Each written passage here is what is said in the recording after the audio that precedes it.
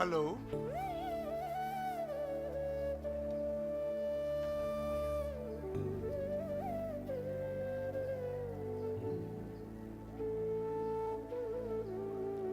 But ಇದರಲ್ಲಿ ಮುಂದೆ ಹಿಂದೆ ಮಾಡ್ಕೊಳ್ಳೋದಿದೆ.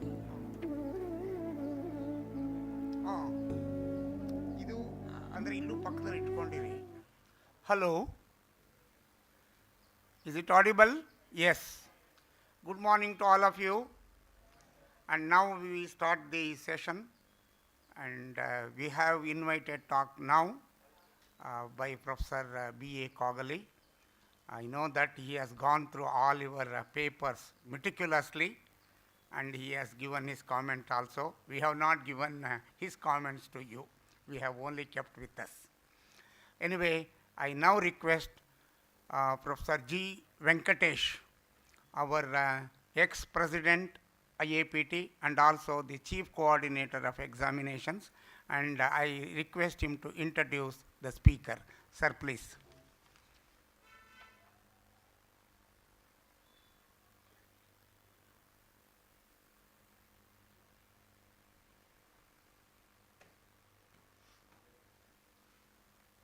Good morning to you all. A small correction. I am not the ex-president, I am the ex-vice president of IAPT. Good morning to you all, and I have great pleasure in introducing Professor Basavaraj A. Kokila to this audience. He is a former professor and chairman of the Department of Physics, Bangalore University, and MSc in Physics from IIT Kanpur, MS from Purdue University, Indiana, USA, PhD thesis from the University of Texas, Austin, United States of America, and collaborated with, please note this, with Professor E.C.G. Sudarshan, John Wheeler, Nobel laureate, Arno Baum, and all at the Texas University, USA, and also with Professor Ranjan Gupta at Ayuka and Professor Jayant Murthy at the Indian Institute of Astrophysics, Bangalore. Now, he had the teaching experience, and as a teaching assistant at Purdue University for 2 years, CSIR Pool Officer, Karnataka University, Dharwad, and reader in Theoretical Physics, Bangalore University from June 1990 to November 1998, guided 3 students for MPhil and 6 students for PhD, and his fields of interest: quantum theory, modern optics, astrophysics, cosmology, and physics popularization. This is very important. And published over 50 research papers in international journals and published 5 books. Additional extra information: served as IPA Secretary, Bangalore Chapter 86 to 88. He was the principal investigator of ISRO project on the study of interstellar medium bubbles, 2002 to 5. Served as Chairman, Physics Department, Bangalore University. Served as Vice President, Indian Physics Association, Bangalore Chapter. Principal investigator of VGST, Government of Karnataka project for Bangalore University. Served as Secretary, Karnataka Association for the Advancement of Science, and presently the Vice President of Karnataka Physics Association. I am extremely happy to introduce Professor Kokila, with whom, of course, I have more than 30 years of association. And we together participated in one of the wonderful workshop, cosmology and general relativity in 1987-88, and wonderful experience with him. And now I request Kokila to take over. Thank you.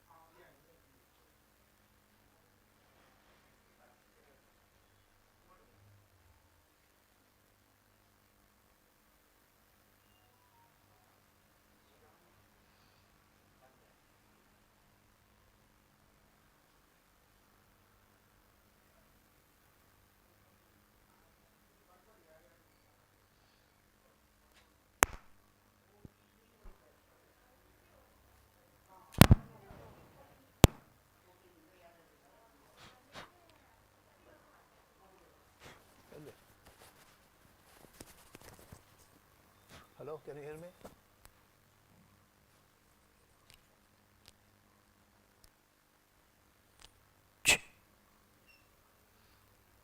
Sorry, I place a lot better.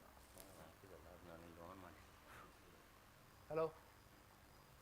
Hello, 1, 2, 3. Can you hear me? No? Yeah. We can do without it if you come forward. Now it's better, I think. Huh? Can you hear me? You can hear me? Okay. Maybe I should. Okay. Before I begin, I would like to thank the organizers of this NSSP for inviting me to give a talk on white dwarfs. And before going to the technical matter, yesterday Dr. Kamara, the principal of National College, mentioned that I was a student of National College. Yes, indeed I was. But she forgot to mention that Professor Ramrao, H. Ramrao, was one of the teachers when I was a student in National College, Baswangudi, and he taught physics for a semester or so. So I happen to be a former student of the president of National Education Society, a great honor. Secondly, as you already were informed by the poster on the screen, today is a very special day in the sense this happens to be the so-called National Mathematics Day in honor of the great mathematician S. Ramanujan. So it is indeed a memorable day that we are meeting here on this Mathematics Day. And this Ramanujan, who was a great mathematician, pure mathematician, was an inspiring figure. Are you able to hear? Okay, sound. Inspiring figure for Professor S. Chandrasekhar, who plays a very important role in the physics of white dwarfs. So in fact, S. Chandrasekhar wanted to be a mathematician, being inspired by the great mathematician in the same area. But somehow he was dissuaded from pursuing pure mathematics because people said that you will not get much employment if you go to pure mathematics. So he went into applied mathematics and then on to astrophysics and so on. So there is a connection between Ramanujan and Chandrasekhar. And one more important day from physics point of view, astronomy point of view, today happens to be the winter solstice day, December 22nd. So on this day, the sun takes the minimum declination of minus 22.5, has that minimum. So from tomorrow onwards, sun will be moving towards the north in declination. So this is the so-called real Sankranti or Sankramana. We all celebrate Sankranti around January 14th or so, 13th, 14th, but that is factually not correct, actually. So it is at present, if you take the data, the Sankranti should be today, should happen today. Why it is celebrated on that day? Because it so happens that the sun, the declination changes, the day changes by 1 day in 70 years. This winter solstice day changes 1 day in 70 years because of the precession of the earth. So we have advanced by 14 plus 8 to around 20 to 70. So 1,400 years ago, January 25th was the real Sankranti or this winter solstice of the sun. So today we are actually experiencing the solstice here on December 22nd. 70 years later it will be 21 and so on. So all your festivals should be now, if you want to base them on real facts, then they should be changed and we should inform the people about it. This is not the real Sankranti. The real Sankranti is today's, or Sankramana. Celebrated all over India in some sense. Okay, these are the things. So before I proceed, please remind me 5 minutes before my end of time so that I can wind up. I don't want to cross the time too much. Okay? So today I'm going to give you an introduction to the subject of white dwarfs. This is a very interesting subject from several points of view. For physics students, those who have not studied astronomy, astrophysics, this offers a very easy access to or easy interest in the development of astrophysics, astronomy, or study of astronomy, astrophysics, because you can understand the properties of a star, some particular type of star, with basic physics, simple physics. The physics of white dwarfs, even the mathematics of white dwarfs is quite simple compared to the normal stars. Normal stars, structure, the behavior, properties, if you want to derive them, evolution, structure, it takes very long effort. You have to include all kinds of effects, atomic effects, nuclear effects, convection, conduction, radiation, everything.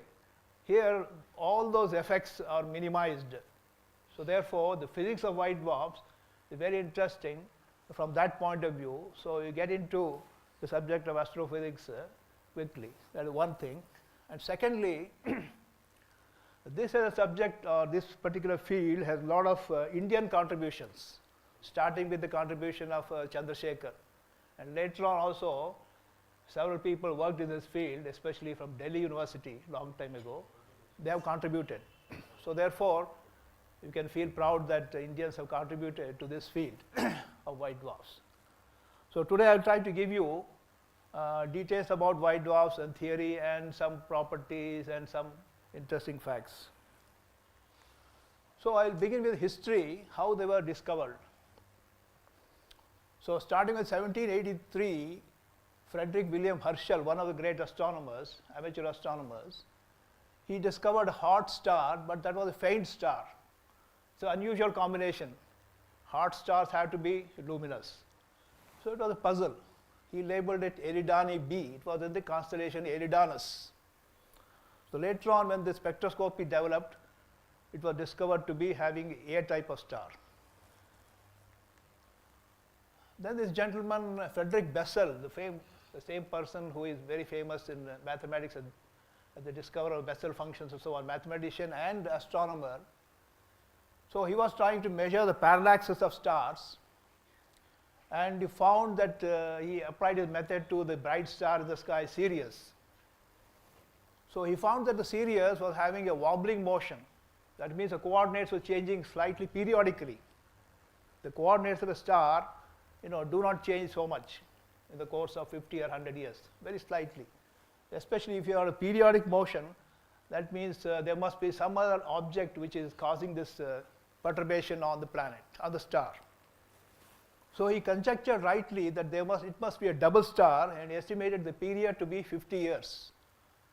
But he was not able to detect that particular star, the companion star, because of lack of technical capabilities at that time. So the discovery or actual sighting of this companion star goes to the son of Alvan Clark. Okay, in 1861, Alvan Clark was a telescope maker. He made an 18-inch refractor telescope. In those days, that was the biggest. Now we got 10-meter telescopes, 10 meter. 18-inch then was the refractor was a big one. So his son pointed the telescope towards the star Sirius, and by coincidence, because they were quite separated, the main star and the companion star, so he was able to locate or identify a companion star to Sirius. He could clearly see two stars. Okay, and the bright one is what is now, we already know that, we already know it as Sirius star, Lubdaka in the Indian language, Sirius A, and the faint one is called the Sirius B. So this is actually Hubble telescope picture of the combination, the binary star, Sirius A and Sirius B here, so very faint. It's very faint, 100 times fainter than the normal star. Okay, once you discover a star, people start moving forward, trying to figure out all the properties and estimating its nature and so on. So people found out that Sirius B has a star mass of 1.05 solar mass. So solar mass, it is about 2 into 10 to the power 30 kg. That is solar mass. And luminosity is only 3% of the solar luminosity. So solar luminosity, how much it is? 4 into 10 to the power 33 eggs per second. So its spectrum was taken much later, and it was identified as a type of star, and temperature was estimated. So each one of the data that you see on the board, especially from the student point of view, requires a lot of effort and technology, skill. So how do you measure the temperature? How do you measure the mass? How do you measure the size? Atmospheric composition. All these are important steps in the progress of astrophysics or astronomy. So once you have the temperature and the luminosity, you can estimate the radius, okay, approximately using the black body formula, ignoring all the absorptions and so on. You can use the formula and estimate the radius. So the radius comes out to be around 6,000 kilometers. That's about the radius of the Earth. So a solar mass star confined with Earth-like size. So if you know the mass and radius, you can find out what is the mean density. So it turns out to be 3 tons per cc. Very, very high dense material, highly dense material. Calculate the surface gravity, mg by r square. So 4,600 kilometer per second square. So a very strange type of star. So questions began to be asked, how can it be stable? How can such a high density matter does not remain stable without collapsing? And also if you look at the spectrum, they found that hydrogen absorption lines were there. So usually normal spectrum of a star contains lot of absorption lines of so many elements, hydrogen, helium, calcium, magnesium, iron, neon and so on. So this only had absorption lines, broad absorption lines indicating the nature of the surface, high density and only hydrogen in the atmosphere.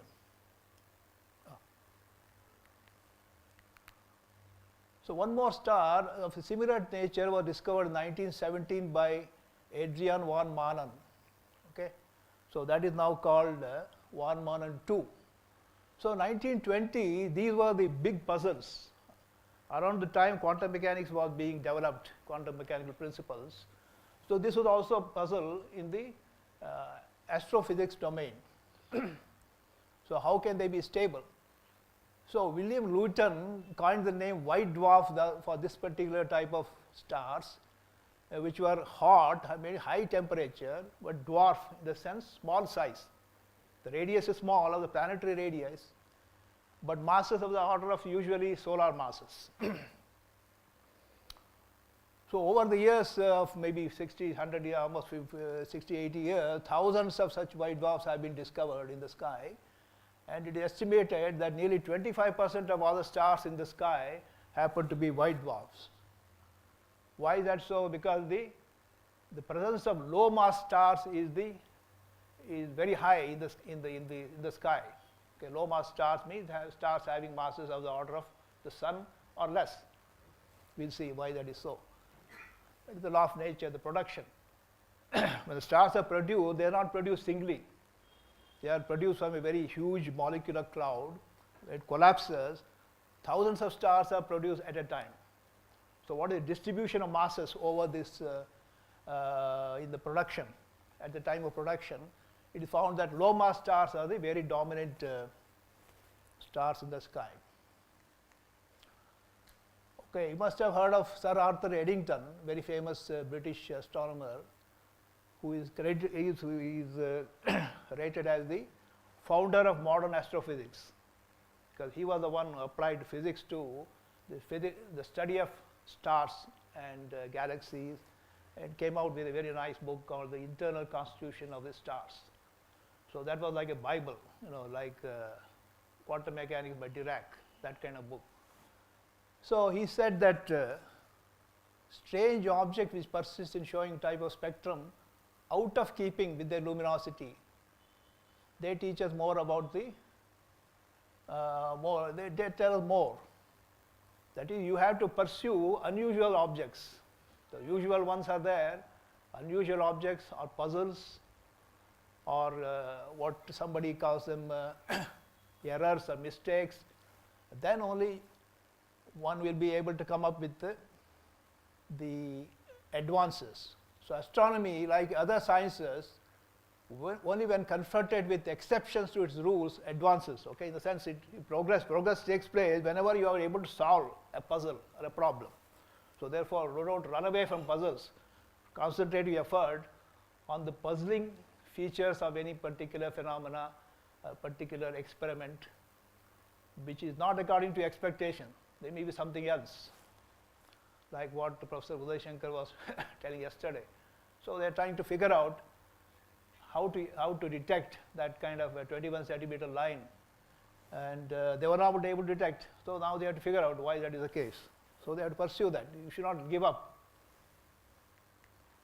Okay, as I mentioned earlier, most of the stars happen to be low mass stars, and those who have studied astrophysics would know that the stars, when they are put in this luminosity versus temperature graph, they occupy, most of them, nearly 90% of them occupy this diagonal line called the main sequence. So sun is somewhere here, okay, in the middle. It is a dwarf. Actually, sun is a dwarf, a mid-sized star, and lot of stars are below that in mass. So the actually main sequence is the mass sequence, okay, so to speak. So a lot of low mass stars are there, and these are giants. Where do the white dwarfs fit in here? The white dwarfs are occupying this region. Okay, Sirius B is here, Procyon B is here. They have got low luminosity of the order of 1 or 2% of the solar luminosity, and temperature be above 10,000 to 30,000, 40,000, like that. Okay, so this is another HR diagram showing the location of the white dwarfs. You can see the white dwarfs are occupying this region, which is separate. These are giants. This is the main sequence. So there are more number of white dwarfs have been identified. Now thousands have been identified. Sirius B, Procyon B, 1, 1 and 2, all those things are there. Okay. So surface temperature, the range has been found to be quite large, 4,000 to 75,000. Central density, a million times solar value. What is solar density? Interior solar density is about 150 grams per cc, much higher than the normal matter that we see. Okay, average density of sun is about 1 gram per cc, water density. If you go to the interior, the density increases very sharply. So the central density of the white dwarfs is a million times more, of the order of 10 to the power of 6. That is 1 million grams per cc, like that. And central pressure is also very high, billion times. The solar value itself is about 1 or 2 billion atmosphere. The atmosphere is the pressure that we are experiencing. A billion times that is in the sun, and billion times more is in the white dwarfs.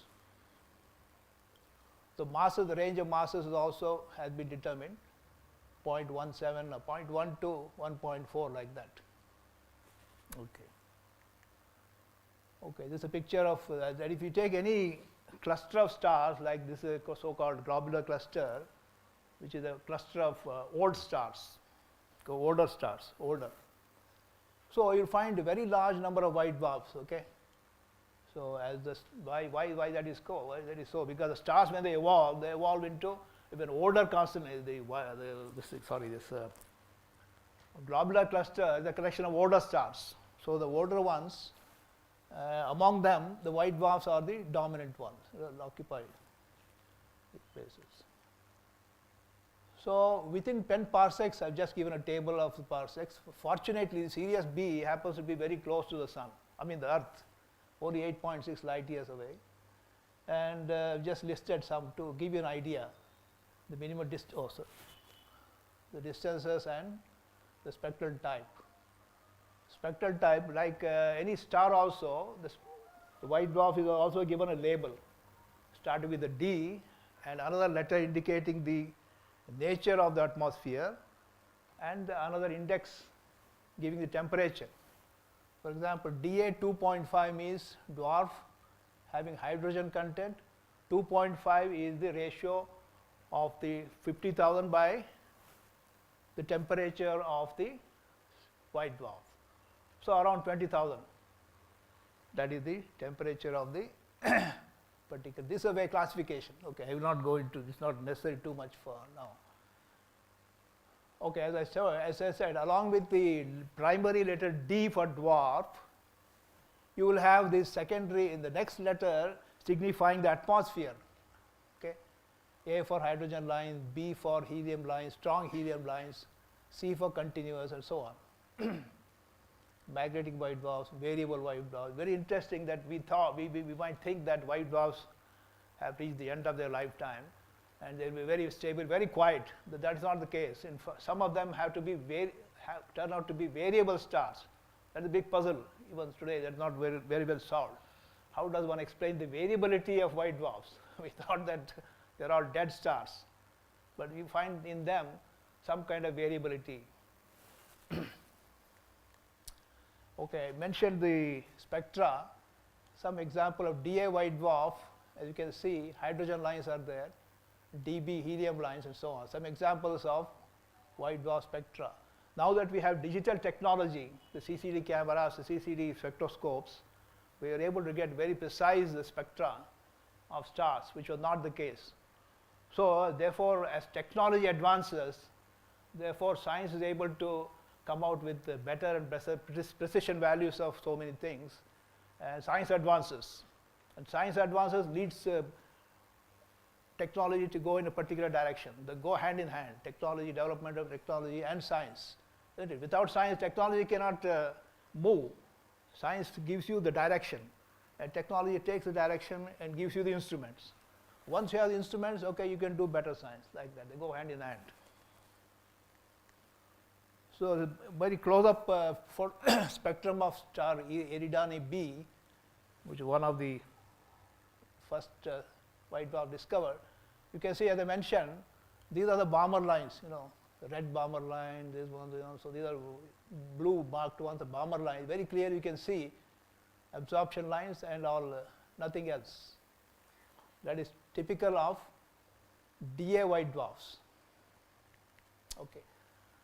So classification I have already mentioned. I think I will not go into details because of time. A magnetic field also, people have discovered white dwarfs having very strong magnetic field. This was a big puzzle. But of course, you can expect that because white dwarf, is formed from the collapsing of a normal star, low mass star. The star collapses assuming the conservation of angular momentum and magnetic flux. As the radius decreases, conservation of flux will tell you that the field should increase. Similarly, the rotational velocity. Angular momentum conservation will tell you that they will be rotating very fast, and that is the case. Okay? So you have to apply physics to the subject of white dwarfs and stars and so on. But of course, the certain features are there which cannot be explained so easily. So one has to look for better and better theories. So I will not go into more details about this.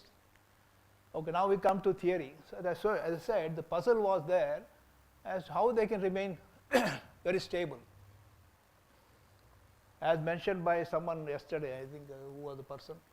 1926, Fermi-Dirac statistics was formulated, and R.H. Fowler, Cambridge University, proposed a simple model for white dwarfs in 1927. So he was the first person, he applied the quantum statistics, fermionic statistics to a physical body, and that physical body happened to be a star, white dwarf. The first application of quantum statistics was to the subject matter of white dwarfs. So he conjectured that white dwarfs remain stable because of the degeneracy pressure. So at high density, what happens? The white dwarfs get ionized. So the ions, the nuclei get separated from the electrons. They move independently. So you have a big ball of nuclei and electrons moving about with high density because the mass was radius very small. So therefore, the electrons become degenerate. So the quantum statistics, because of being fermions, you cannot squeeze them further and further, like bosons. So therefore, you have to apply the quantum statistics, fermionic statistics to electrons to arrive at the pressure. And that is the one which is responsible for keeping it stable, not the thermal pressure or the radiation pressure.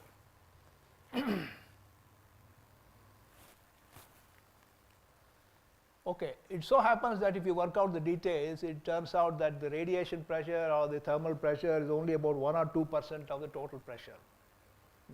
So therefore, in the first approximation, we can think of the white dwarf as having temperature T equal to 0 and apply the rules of statistics to find out the pressure and then solve the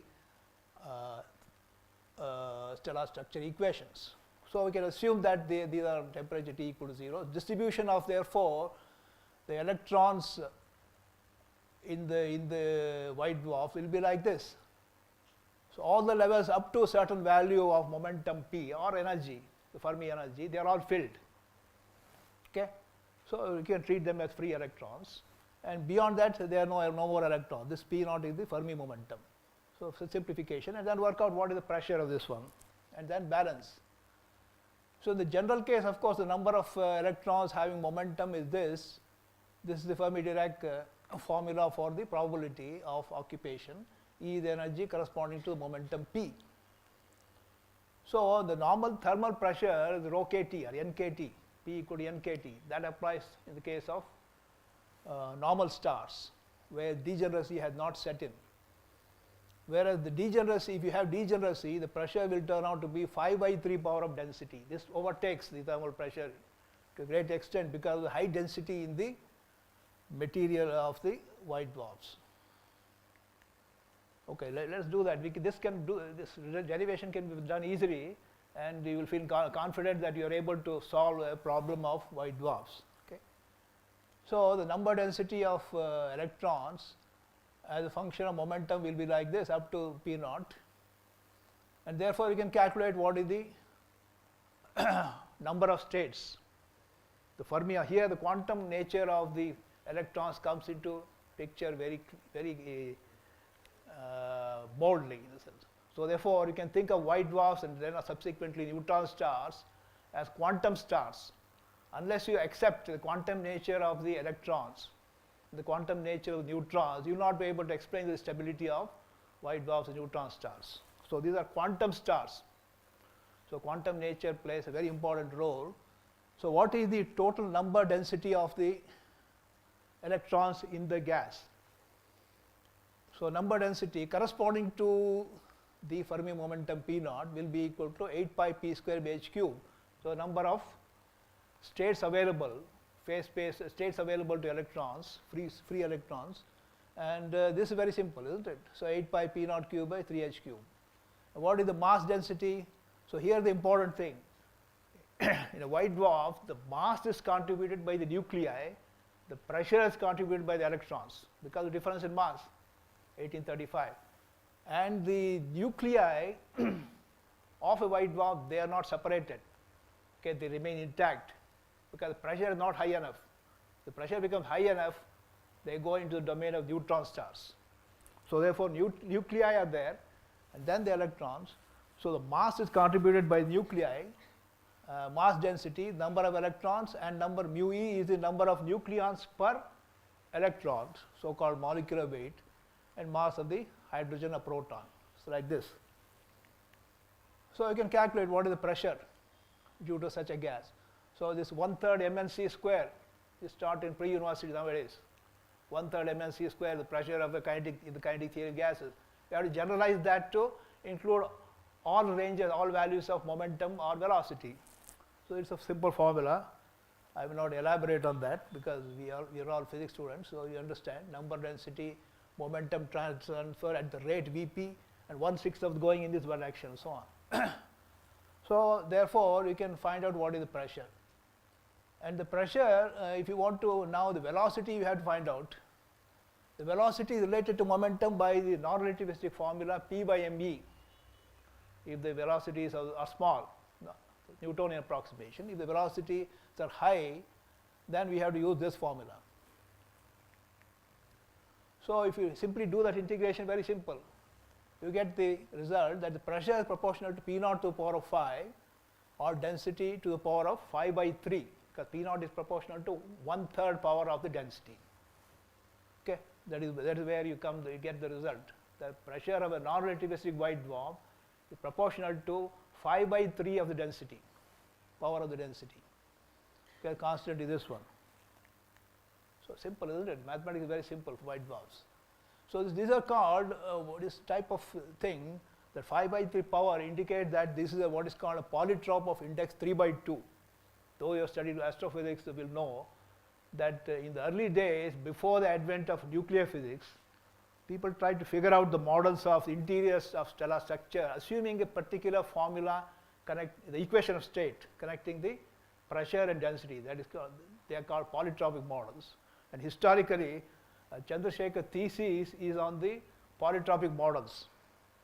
His thesis was on the distortion of physics of distorted the polytropic models. So considered if the polytropic models are rotating magnetic fields, so that is a PhD thesis anyway. So therefore, using that equation of state, we can get the result, but we can do it straight away using the stellar structure equation. There are actually 4 equations to be considered, but because the temperature is assumed to be 0, by the first approximation, we only have these 2 equations, dP by dr balancing the force equation. Problem. Okay, I'll try the red light. Okay. So this is balancing of 4 pressures at any radius and the conservation of mass. These are 2 equations, simple equations. The 2 other equations connecting the temperature gradient we can ignore for the present. They can be taken into account later on. See? And therefore they can be solved. Of course, these are nonlinear equations. One can solve them numerically and using the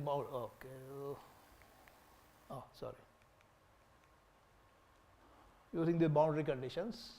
Okay. So you get the nice result, very surprising result. Mr cube is constant. Mr cube, not by m by r cube. The normal stars, m by r cube. Mass is proportional to volume. Here is mass inversely proportional to r cube, the volume. That is a surprising thing. Okay. Why it happens, you think about physically. Always one should think about the physical consequences of a result. So that is what Professor Wheeler, with whom I worked, used to say. Without knowing the direction of the result, approximate result, don't do any calculations. You should expect this kind of a value. You should increase this type of value. So physical intuition should guide your mathematics. So just don't blindly follow the mathematics and then try to interpret. So at every stage, the physical intuition should come into picture. Anyway, so Mr cube is constant. Why? How does one understand this? So the gravitational, the case of white dwarfs, you have the mass, and the mass is trying to compress the white dwarf. So to prevent that compression, you should develop the pressure. Okay. So that pressure increases if you have higher density, because of density to the power of 5 by 3 power. White dwarf pressure proportional to 5 by 3. So therefore, in order to make it stable, you have to increase the density. That means you have to compress. So therefore, you have the mass increases, reduces size, so that the pressure will balance the gravitational attraction. So that's how one has to understand the result. Okay. So that is a graphical rough picture. I'll give you the exact values. So radius of the white dwarf will decrease as you increase the mass. Okay. Historically, there's 2 other persons, Anderson and Storer, also calculated some kind of small corrections to the results of Fowler, R.H. Fowler, but they were not very detailed. They did not go into elaborate details of obtaining a theory. So Stoner was the first person who thought relativity should apply in this case. But the credit of writing down the equations in detail and solving full details goes to Chandrasekhar. Okay, this is another way of deriving it, so I will not concentrate on that. One can do quick dimensional arguments to derive the connection between the pressure and mass. No, mass and radius.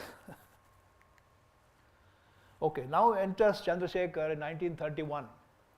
So he went to, historically he studied the paper, he came across the paper by Fowler, he was impressed by that, he started concentrating on that. And then he got a scholarship, he was the first rank student in Madras University, he got a scholarship to work in England for PhD. He had to choose a research guide, he chose R.H. Fowler for the research guide. And on the way to England, he started doing calculations about the white dwarf paper that Fowler had written. So dramatically it occurred to him that relativity should play an important role. relativistic kinematics, because high density will lead to high velocities of the order of 0.5 to then beyond the velocity of light. So therefore, you cannot use the non-relativistic kinematics, and it did some calculations. And before he reached England, he was able to write up a small paper on this matter, submitted that to Fowler. So what he did, of course, later on, in those days computers were not there, he had to do a calculation longhand. So in the relativistic case, it's very simple. Pressure you have to calculate. Only thing is, this is the extra factor. Velocity, you have to use this. That's all. It's more complicated function, but it is integrable. You get this, and density is equal to this, proportional to p naught to the power of 3, like this. So you have a slightly more complicated equation of structure. One can solve that, and numerically one has to solve, because these are nonlinear equations. So one gets the result, then arrive at the result how the radius and the mass are related. So this is what he got, Chandrasekhar. I will show you the exact, the correct formula that he got, or the exact drawing. So Fowler's result was this one, which said that you can have a white dwarf at any mass. Okay, white dwarf will remain stable at any mass. But relativity being taken into account softened the equation of state so that it will collapse beyond this particular mass. Now it's called the Chandrasekhar mass limit. Okay, so that now can be worked out from the equation, solving that. You see, all along is very simple equations, differential equations and quantum mechanics. Okay, so this is the formula for the limiting mass 5.76, this thing. So notice that this factor here contains only the natural constants of nature, physical constants, natural physical constants. What are they? Planck's constant, velocity of light g, and mass of the proton. So therefore, one can say there is some connection between the solar mass and the physical constants, absolute physical constants. Okay, that means this mass of a star in some sense related to the physical constants. Okay, so physical constants, if you look at them more carefully, you will find that this hc by g square root is Planck mass. So one has a series of length, mass, and time scale using the fundamental constant hc and g. Okay, so Planck mass, this Planck mass, and this is the mass of proton. Mh is the mass of hydrogen, a proton. So therefore, Chandrasekhar mass limit is proportional to Planck mass cube by proton mass square. So it's a very fundamental thing, and he comments in some other context that it is very interesting to see that you arrive at the masses of stars because of this nature of the fundamental constants. They determine the mass of the stars. In some, there is a connection. Okay. So Landau also arrived at a similar result in 1932. Okay, I will not go into that. So mu e, mass, that molecular weight, is A by Z. Almost 2 for most of the cores, white dwarf cores, helium, carbon, oxygen. So if you put in the value, then you get 1.44 solar masses. Okay. So Chandrasekhar, 1930, at Cambridge. Interesting to see that he got Nobel Prize in 1983 at the age of 73, and the citation said for his studies on the structure and evolution of stars. So he had to wait for 50 years to be recognized for this work, but at that time it was very controversial, and now it becomes so simple that even high school students can do it, get the result, solve the equation, get the result. In those days, people did not believe in the collapsing nature of stars. They thought stars have to be stable, they cannot collapse. And if one took his idea seriously, one would have arrived at black holes. Okay? Black holes are formed due to the collapse of massive stars. So is a forerunner of the theory of black holes, or the prediction of black holes, which was later on done in 1939 by Oppenheimer and Volkoff and Snyder and so on, his students. So they showed that if you have a gravitational mass using general relativity, it has to collapse beyond a certain mass. So black holes are very inevitable, essential. They have to be there due to the gravitational collapse. Once there is no interior pressure, it has to collapse. Okay. Okay, this is the Chandrasekhar himself drawing of radius versus mass. See, this is the Fowler's curve or the non-relativistic curve. This is the exact one taking into account the relativistic velocities for the electrons. These filled circles indicate the relativistic content, relativistic degeneracy. Full degeneracy is there here. Here no degeneracy, full degeneracy, completely degenerate. Even the case of some, there will be some degeneracy, but limited to extent. It is not so much. Okay, so nowadays within minutes one can solve those equations, two equations, given the initial central density and arrive at the radius versus mass. Within 2 minutes one can write a code for solving the equations. Okay, that can be done with the present day computers. Of course, rotating white dwarfs I mentioned earlier, they are also there. What do? They will increase the mass limit. Isn't it? Rotational force will provide a centrifugal force which prevents collapse, and to the extent of 2 to 3% higher. Oh, 5 minutes, huh? 5 minutes? Okay. So therefore, they will have a higher mass limit. So these calculations have been done. So these are all refinements. When you have the basic theory in mind, on hand, you can work out the theory applications. That is the job of students. Most of the time, the scientists assign this kind of job to students. Okay, do this correction, radiative correction, temperature correction, magnetic field correction. Apply that, solve that. You have the basic direction to go, and you ask the students to do it. Because students are not expected to go into unknown territory, too much unknown territory, they may not succeed. So known territory, but to some extent. Otherwise they will lose time. Okay, that is what it is. So refinements have been done to the equation of state I mentioned. In particular, you can note the D.S. Kothari, who was professor and head of department of physics at Delhi University. So he did some calculations in 1931-36. Aulak and Mathur, I think they are also from Delhi University. So they took up this matter subsequently. So people have discovered so many things. Okay. At very high density, what happens? The electrons become so energetic, they start combining the protons, forming neutrons. So the number of electrons is reduced. So therefore the pressure is reduced, the mass limit is therefore reduced. Like that. These are the things which can happen. So if you take into account the inverse nuclear beta decay, what happens? So that can be a small problem. Of course, to calculate it is quite interesting. You arrive at the result, the mass limit is reduced a little bit. So physically you can understand, isn't it? It's like that. And Chandrasekhar in 1964, he also applying GR, general relativity, showed that there is a instability. The white dwarfs cannot remain stable and so on. I will not go into more detail. So now this is the picture of the data. So you can see most of the known white dwarfs, this is only earlier data, they have masses definitely less than 1.4 solar masses. Another data showing the location of the masses, observed white dwarfs and the radius versus mass limit. Okay, see here.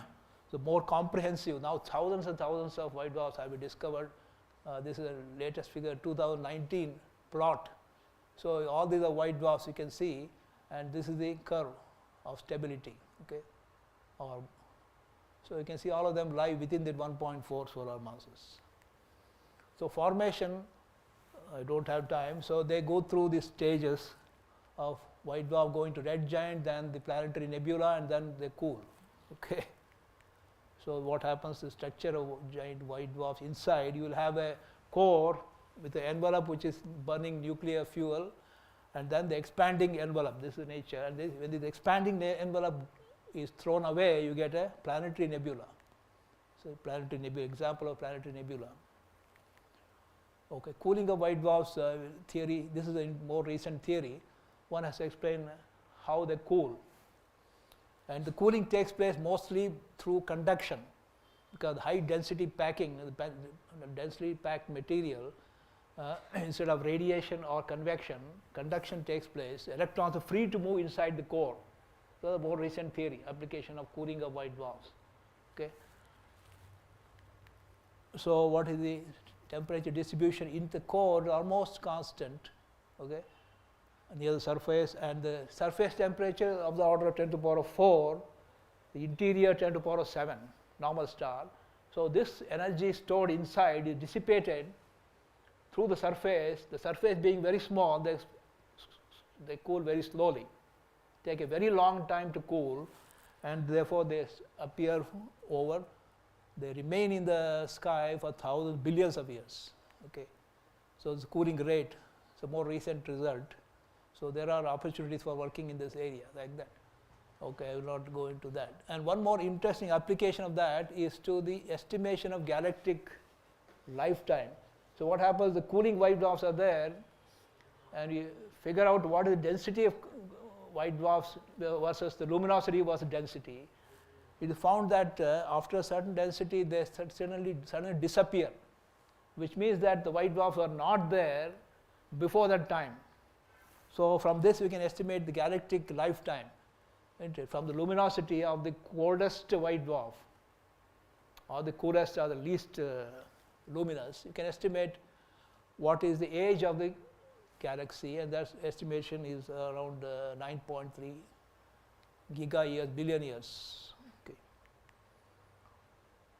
So, end stages, okay, they are supposed to end up as diamonds in the sky, because the internal structure will be said to be crystalline nature. I don't understand how this can happen at high temperature, but crystalline structure in the interior of white dwarfs having carbon and oxygen in BCC structure.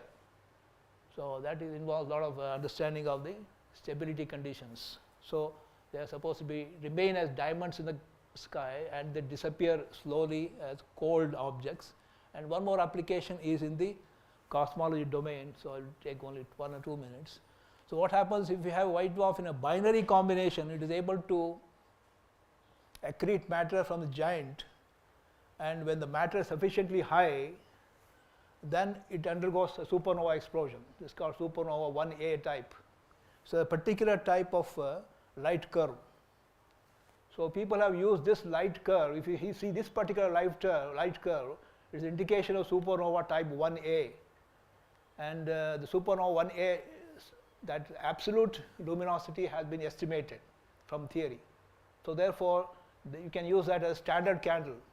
If you see supernova in some other, this kind of supernova light curve, then it is a white dwarf accreted white dwarf supernova, and therefore you know the luminosity, and therefore you can estimate the distance. And this has been done more recently, around 1989, 90s or so, by several groups to estimate the distances of distant galaxies along with their velocities separately. And they have used this result to arrive at the accelerating nature of the universe. You must have heard of the accelerating universe. The universe is not just expanding but accelerating. So, therefore, you have to look for very distant galaxies. How does one measure the distance of the galaxies? So, this method of using the white dwarfs comes handy. And they arrived at that. For that, they have been given the Nobel Prize. Who is Saul Perlmutter and 2 other persons, I don't remember the name. So, like that, they have been now used for estimating distances in cosmology. Okay. So, this I mentioned already. So, there are what are the applications good for testing evolution, stellar evolution structure models, and they are very useful in setting GR, general relativity, because high gravitational field. So, whatever we test around the earth is not sufficient, planets, because we do not have sufficient mass. The gravitational field is not sufficient. So, we want to really test GR, you have to go to high density objects, gravitational redshift and so on. So, they can be tested, they have been tested, and then estimation of the galactic age, cosmology I mentioned. So, several unsolved problems remain. If you take any field, definitely it is never closed, always a lot of problems. only you have to look for them. So problems like the dB white dwarfs, that means only helium. How does hydrogen disappear in a white dwarf? Variability, how do the variability occur actually? So there may be some fluctuations due to phase changes and so on, and origin of magnetic fields and so on. So these are questions which remain and being attended to. Thank you very much. Okay. So like any field, it is open. There are a lot of scope for students. Even without knowing too much astrophysics, one can go into this field. Okay.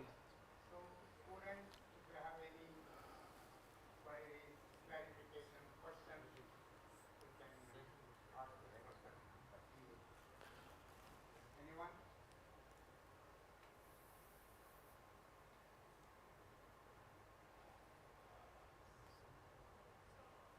Yes. Mike, I think. Uh-huh. Mike.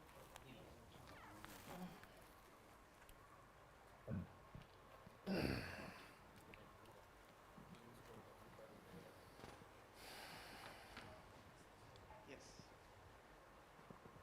Good morning, sir. Sir, you said by studying the lifetime of a white dwarf star, we can also study the lifetime of a galaxy. Can you explain a little more on that? Yeah, not the lifetime of the white dwarf. So it is, please sit down. By estimating what is the minimum luminous white dwarf, if you plot the luminosity of white dwarf as a function of number of stars, number of white dwarfs, it so happens beyond a certain luminosity, that below certain luminosity, there are no white dwarfs being there. That means white dwarfs have been evolving. We know we can estimate the lifetime of a white dwarf, about a few billion years. So beyond a certain, so what is the time taken for the white dwarf to go from the normal luminosity to that luminosity, minimum luminosity? You can estimate by the cooling curve. So that gives you an approximate age of the galaxy, because galaxy would not have been there without the white dwarfs like that. So white dwarfs form only after the formation of galaxy. Okay, they are part of galaxy, though. You can estimate the galactic age by looking at the minimum luminosities white dwarfs and their age. That's what I said. Anybody else? Yes. Hello, sir. We know that white dwarf, in the case of white dwarfs, the gravitational contraction is balanced out by electron degeneracy pressure. But as it becomes black dwarf, there is no visible radiation. So and heat, it also cools down. So what exactly balances the gravitational contraction in case of black dwarfs? Black white dwarf. White dwarf, as it cools, the radiation will be less and less. Okay, it starts, the luminosity goes down, the temperature goes down, but still the degeneracy will be there. Degeneracy will always be there. Only the temperature goes down because the interior energy, which is mostly thermal energy, not nuclear energy. But normal star, the nuclear energy is there. The thermal energy contained in the interior dissipates through the surface. It cools and becomes darker and darker than cold white dwarf, cold black white dwarf, still a white dwarf. It doesn't become a brown dwarf, or it doesn't collapse, because mass is not sufficient for collapsing. Thanks, sir. That's the picture. Hello, sir. Hello, sir. I'm sorry for voice. So I had a question on so the hydrodynamic equations. Like these are hydrostatic. Sorry, hydrostatic equations. Yes, yes. When we have like electron degeneracy pressure and internal self-gravity balancing. So won't there be general relativistic effects that also we have to include, like Tolman-Oppenheimer limits? Yeah. So I just wanted to see, like in case of neutron stars, we generally do, right? So in white dwarfs also we have to include those corrections, right? In the white dwarfs, it is not necessary, because the correction factor, that is P by, what is that correction volume, 4 pi r square P by m or something like that. Due to pressure, what happens in the case of, if you take GR into account, the pressure also contributes to the density. Energy, pressure, they act as some kind of masses. So in the case of white dwarf, the correction will be of the order of 10 to the power minus 4, that thing. That is, whereas therefore you can neglect that compared to the normal density. Normal mass density has to be included, I mean you have to include mass density, this contribution from pressure, that is the Oppenheimer-Volkoff formula. So that is more applicable, suitable for neutron star, where the ratio gm by rc square, so that happens to be around minus 4, 10 to the power minus 4 for white dwarfs, whereas about minus 1 for neutron stars. So they were 1,000 times more important in the case of neutron stars. Yeah, it can be done. So that can be a good project to work for students. Include GRFX in white dwarfs. Okay, solve them. So small correction of the order of 0.1%. Sir, anybody? Okay, sir. So let us thank Professor B.A. Kokila, sir, for the enlightening about the white dwarfs. And I now request Dr. A.G. Kulkarni, sir, to honor Professor B.A. Kokila. Professor Kulkarni didn't ask any questions because he is an astrophysicist, I know. Astrophysicist. He is It's fine. Yeah. What are your comments? All I can say is that Professor Venkatesh and Professor Srikhanda, they used to give me an opportunity to discuss the last part of the BSc program, which is about 20 classes in astrophysics. And I used to hop from college to college, at least some 8-10 colleges, and talk on astrophysics. Why? Because the astrophysics, the last component of the stellar evolution required three things: basically the relativity and statistical mechanics, and thirdly the quantum mechanics. Now, these my other colleagues will finish by November or December, and in the month of January or February, I'll get a chance to kind of, you can say, eat the top of the ice cream. Ice cream itself is a nice thing to eat, but the topping of the ice cream is much better to eat. I used to go to various colleges and discuss this great thing of mass, my mr raised to 3 equal to constant. Many of the students, I used to have typically a crowd of around 45 to 50 students of BSc third year, and we used to have a lot of discussion on this mr raised to 3. For example, if you take a laddu, the more the mass of the laddu, the more is the radius. Now, how to get our kids get away from this laddu concept? You see, what happens is this is the beauty of science. So as you press, what is happening is totally different. So I used to spend at least one full lecture on what happens when it's mr raised to 3. Normally, m is directly proportional to r raised to 3. But so more the mass, more is the radius. But how to explain this? And I used to have wonderful discussion with students at that time. With this remark, I just want to say nothing more. The lecture was wonderful, and I enjoyed every bit of it. Thank you. Yeah.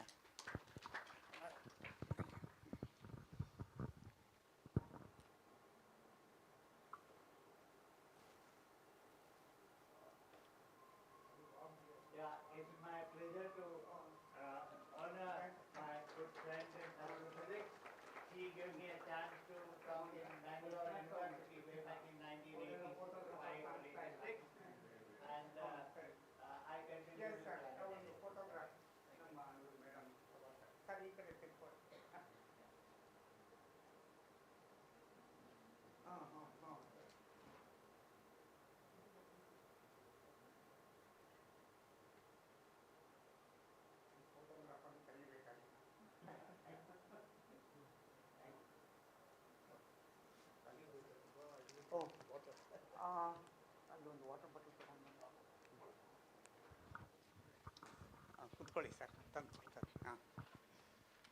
Now we have the next session, that is actually the oral presentation by the students.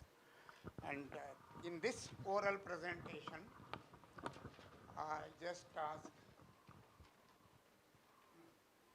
Asif, and what about Vidya?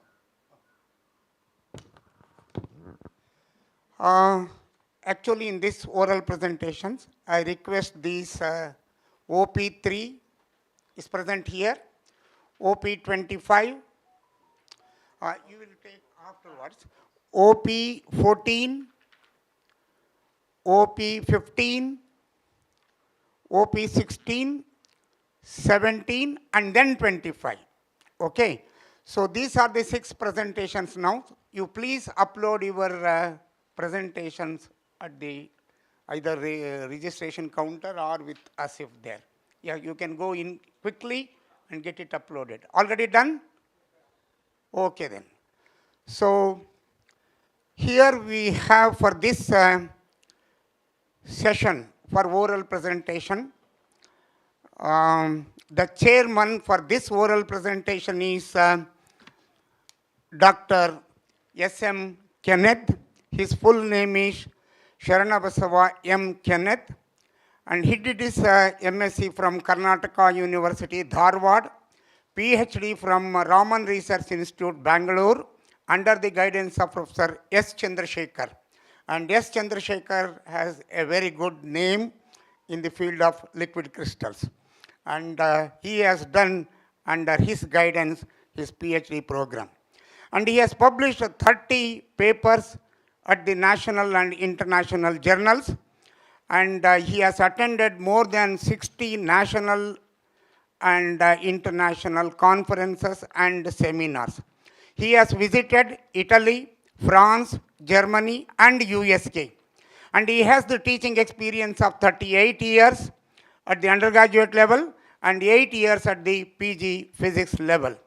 And he retired as the principal of LVD College, Raichur. And he was a member of BOS. BOS means Board of Studies, because you are the students may not be knowing what that BOS is. So Board of Studies of Gulbarga University, and he was also the member of BOE, that is Board of Examiners, Gulbarga University. And he is a member of several academic bodies, member of DST, and then member of Zonal Advisory Board, LIC, Hyderabad. And he has guided 4 students for MPhil degree and 2 students for PhD degree, and he has guided. Of course, he is a life member of Indian Liquid Crystal and life member of IAPT. That is what we are having here, Indian Association of Physics Teachers. And he is an active member in this Indian Association of Physics Teachers. Actually, he is the secretary of RC12. Actually, in Karnataka, we have got, this is actually a sub-RC, that is 12A, and Gulbarga branch, that is 12. And he is the founder member of KPA. We have another academic organization that is called Karnataka Physics Association. And with this, and one more thing I forgot, he has delivered a number of popular science talks on AIR, that is All India Radio. With this, I request Professor S.N. Kenneth. I remember as S.N. Kenneth rather than his full name. So, sir, I request you to, Madam Geeta, I think we can welcome with a flower bouquet.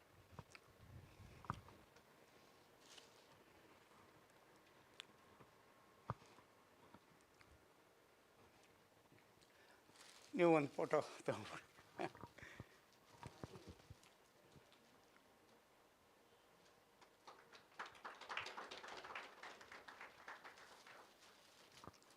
So, ಅಲ್ಲಿ ಹೋಗ್ತೀರಾ? Okay, sir. Again, there will be 10 minutes for the presentation and 8 minutes for presentation, 2 minutes for question and answer. Sir, I tell you the sir, OP3, OP14, the number is somewhat order. OP3 first. I give this list to you. OP3 first, OP14, 15, 16, 17, and then 25. Because tomorrow he has to leave early. That's why we should have. ಇಲ್ಲ ನಾಳೆ ಇರುತ್ತೆ actually 25 ಯಾಕೆ ಸೇರ್ಕೊಂಡಿರೋದು ಅಂದರೆ ಅವನೇನೋ flight ಇದೆಯಂತೆ ಬೆಳಗ್ಗೆ so that's why we want to complete it today so over to professor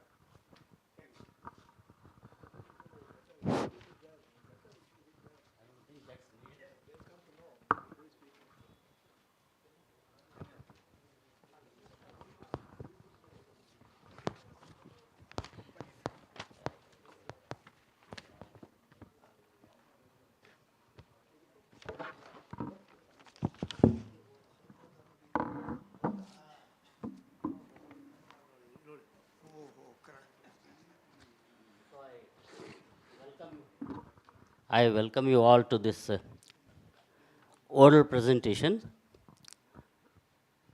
So IIPT has given a wonderful opportunity to the budding scientists. So you would have done some work, you would have started doing work, or you may be in a position of completion of your work, but always it is very much required to present your work, okay, to others and see the response from the others, get the suggestions, get improvements, etc. For that reason only, IIPT has arranged such a National Student Symposium. So you can make the best use of this. So you already know how much time you are supposed to take. First one is oral presentation number 3. Who is this? Raja Nisarali. Yeah. He is going to speak on neutron deplane, a case study of self-consistent mean field approach. Yeah.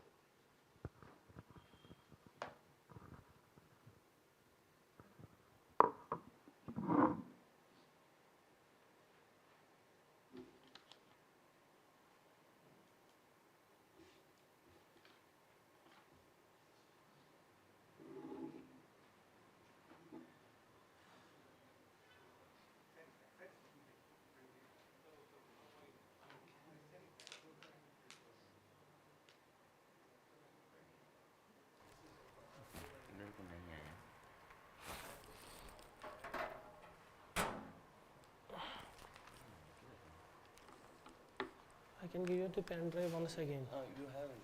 Pen drive. Watch it.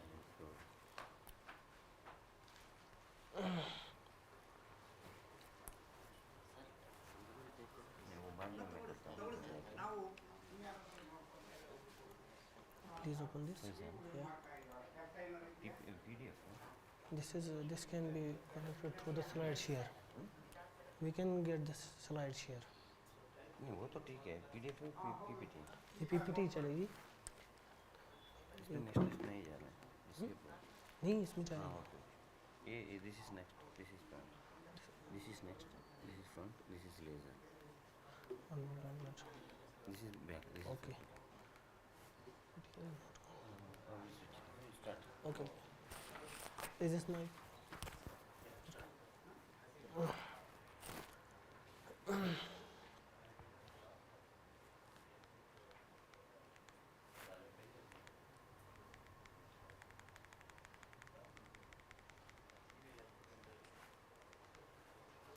this is not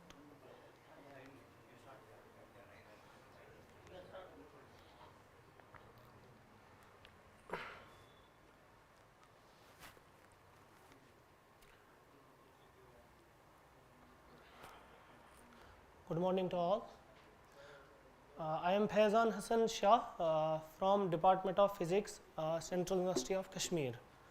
I am here to present my paper through my oral presentations, and we have studied the drip line is a case study using self-consistent mean field approach. Actually, in this what we have did is we have studied the ground state properties of some isotopic chains like we have studied for oxygen isotopic chain, neon, magnesium and silicon, and with the same we have predicted the drip line nuclei of these isotopic chains using self-consistent mean field approach rooted in density energy functional. So this is the brief outline of my presentation. I will first give some introduction and motivation, then go for computational approach to many body problem, and then with the same I will give some basic formalism, and with the up-to-date drip lines for these nuclei that is predicted by latest, and then our Scarum Hartree-Fock Bogle calculations, and then the conclusion. At the very first introduction, I want to start like this.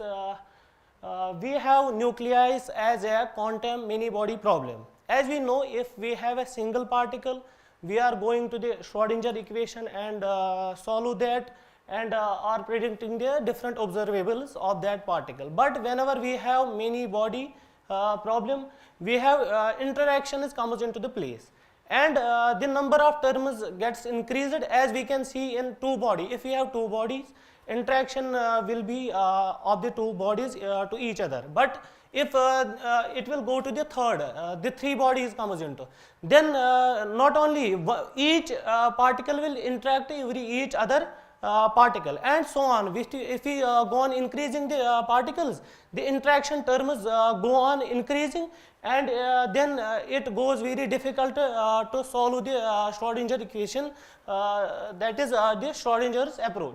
Now, but at the same time, we have seen that we have different approaches, like we have seen Monte Carlo Green's functional approach. They have solved many body problems, but still they have solved up to the mass number 14. But how they have solved? They still have concentrated on the no core. That means when we studied the shell model, what we did, they have only taken up the valence particles only. They have core left. That means they have considered that the paired neutrons and paired protons will make no effect on the properties, and they have taken only the valence particles, and that there can be the approach that we can correct these predictions. And with the advancement of the computational, we have taken up the complementary lattice effect field theory, but that also gives us the properties of the nuclear chart only up to the mass number 16. And in this, what they have did, they have taken up like the crystals. They have studied, they have assumed that as a lattice, and has gone through this. But as I have said that they have taken up with no core. That means they are taking up the simply truncated basis. They have solved for that, as they are taking up the only only valence particles. And what happened is this, whatever the nuclear chart we have available are, as we know, there are almost 3,000 and more than 3,000 elements exist in this universe. We know there are some 200 and something elements, but they are isotopes, they are isomers. We have to talk of them as well. So these by this Schrodinger's approach, these goes beyond the scope of that, and even we are not seeing in the foreseeable future we can solve these elements many body problems through these elementary ab initio methods. So what we have did, we have used the density functional approach using self-consistent mean field theory to elaborate the properties of these isotopes. So what the self-consistent mean field is, we have assumed that these particles, whenever we talk of the many body inside the nucleus, we are assuming the nucleon, any particular nucleon, is under the effect of some mean field, and that is taken by also the Scarum, and we are taking then the Scarum interaction into the concentration. And what we are doing, we will see, this is the nuclear chart that motivates us to go for these properties. As this central line, the black, these are showing as the stable nuclei, and this has been predicted. Here, this goes, the neutron number is increasing and proton number is increasing. As proton number increases, we go higher in the periodic table or nuclear chart, and we can see for studying isotopes, neutron number can increase, proton number can increase. So that this forms the isotopic chain of the particular element. And there comes the picture, this yellow shaded shows us that there can occur beta positive emissions, there can occur beta negative emissions, like proton capturing can take place, neutron capturing can take place, and emissions can take place that can give rise to higher nuclei. When more protons are captured, higher nuclei are produced. But we have already seen ab initio methods are able to solve only up to mass number 16 at maximum, and when we take truncated bases, we can go up to maximum at mass number only 60. So this model, and this is the drift line. Ultimately, when we increase the neutron number for a particular isotopic chain, what we have, a proton for a specific element has the specific capacity to hold these neutrons. As we have seen through the shell model, there is a specific shell structure in the nucleus, and when there are shells, that means, as all of us have heard about the magic numbers, there are stable shells we have seen through experimental data.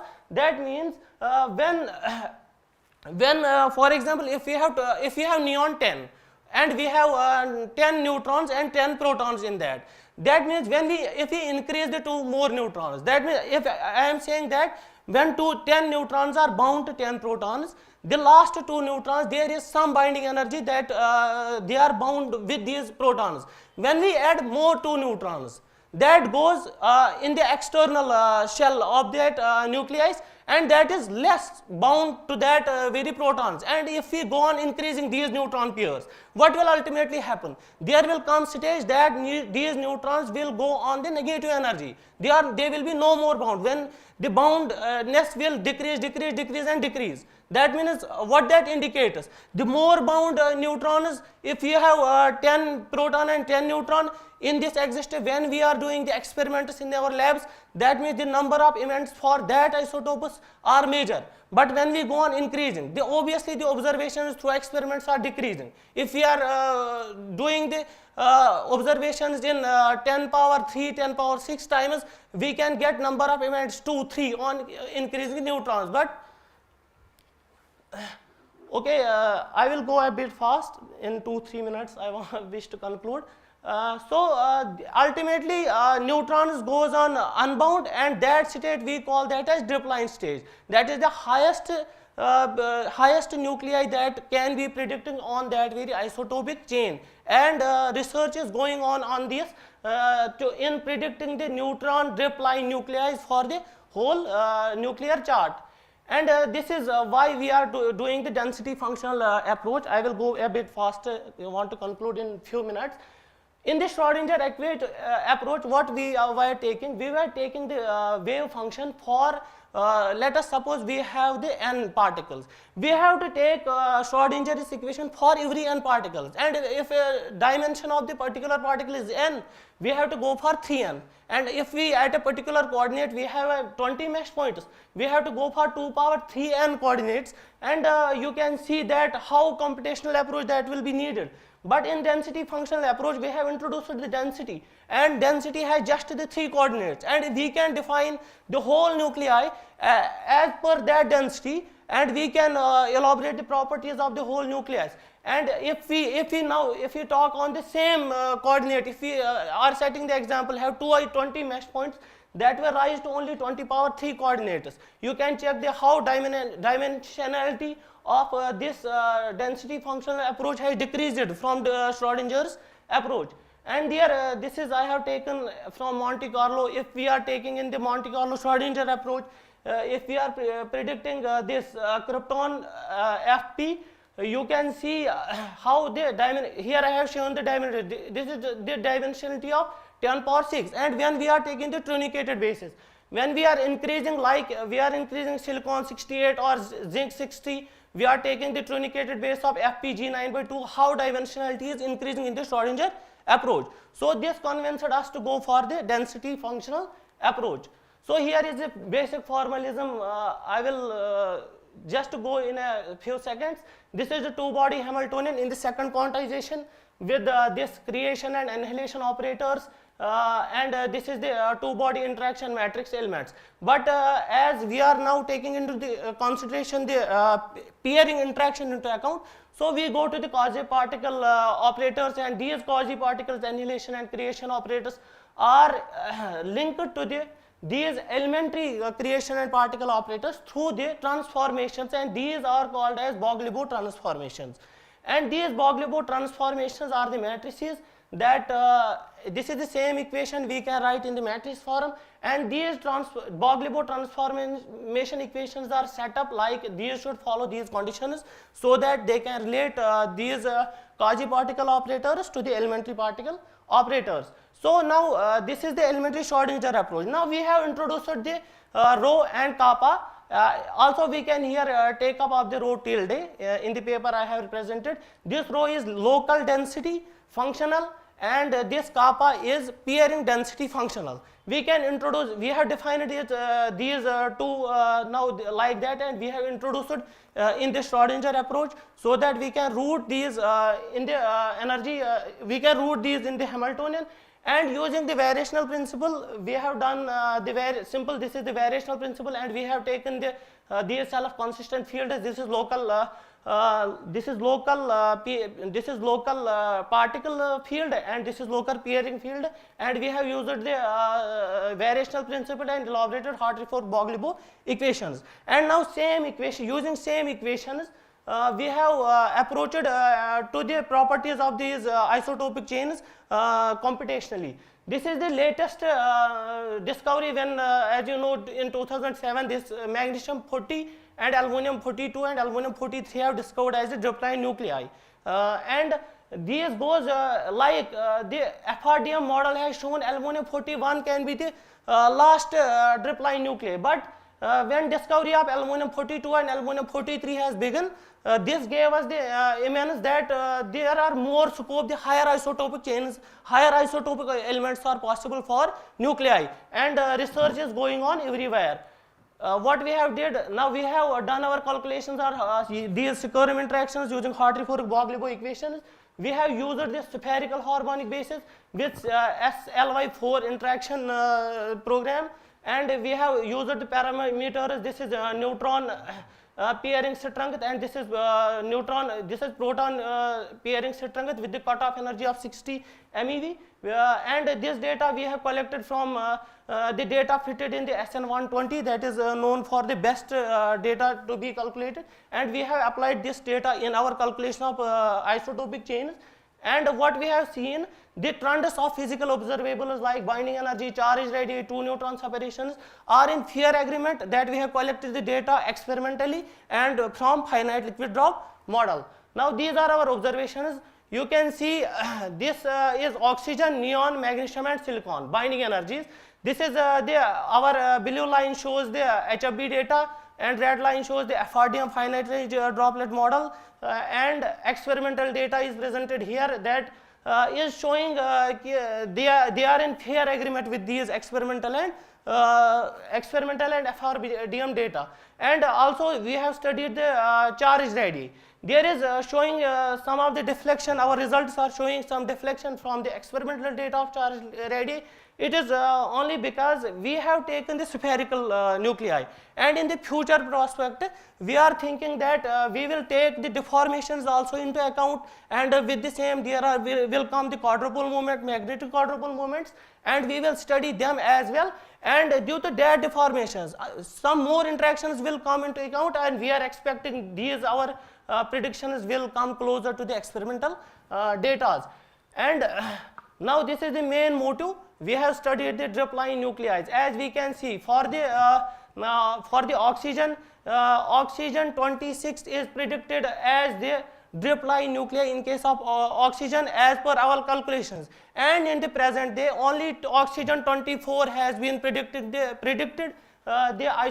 neutron dripline nuclei, and we are predicting that oxygen 26. You conclude. And with the same neon 34 has been predicted, magnesium 40 has been predicted, that is fair with our calculations, and as of silicon, silicon 44 has been predicted, and we have predicted here silicon 46 is the neutron dripline nuclei. And another calculations we have taken, this is the with the increase in radius of a particular nuclei, how the density is going on increasing when we go from the center of the nuclei to the boundary for different elements. And I want to conclude here from our calculations, that is when we are seeing the as there is no universal model for the nuclei till date. So this Securum-Hartree-Fock-Bogligua approach has become the method of choice. And why method of choice? Because this is predicting the properties of the ground states that are more fair in agreement with the experimental data what we have, and the trends of this I have said, and these are our results that we have predicted.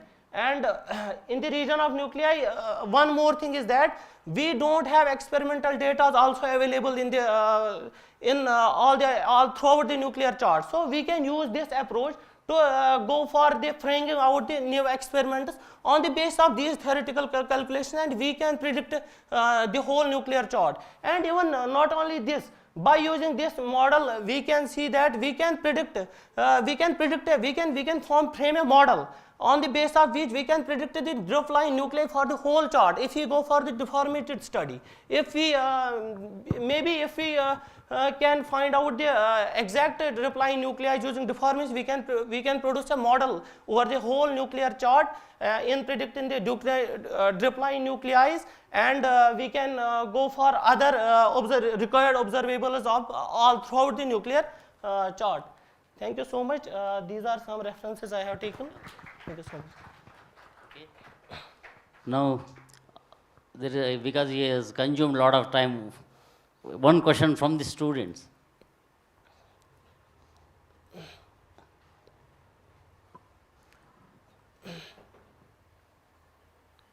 Anybody from the student side?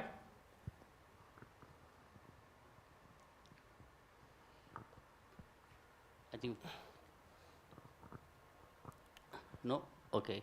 Experts can comment on this. Yeah. What is the mean field that you are assuming? What kind of mean field potential? We are assuming the mean field that has Securum taken into account. I have taken in the index. We are taking into the account the Securum forces. And when we Securum forces, we root in the energy function that our Hamiltonian will be h of r is h of r and h tilde of r. And that we have taken here, this is in the present implication we use the following explicit formulas. This is given by the Securum to us. This is the mean field we are using. This.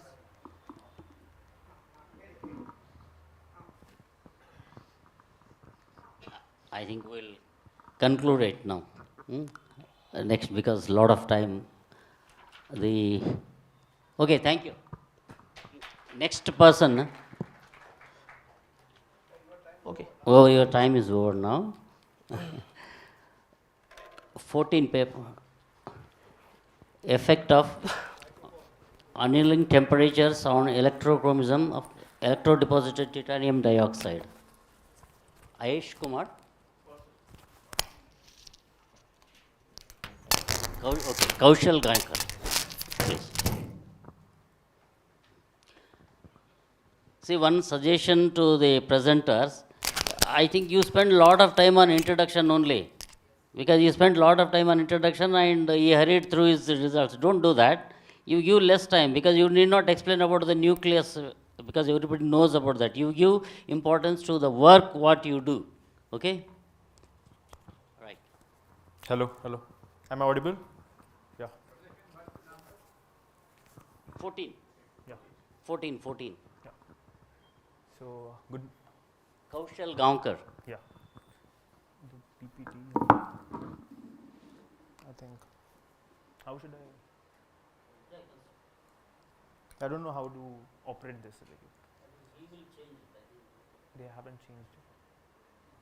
Yeah, you change.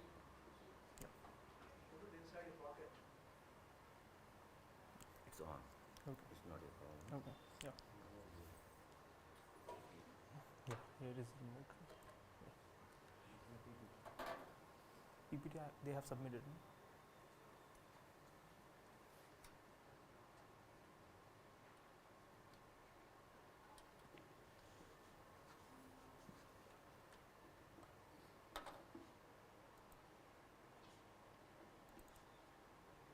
question. Yes. Question.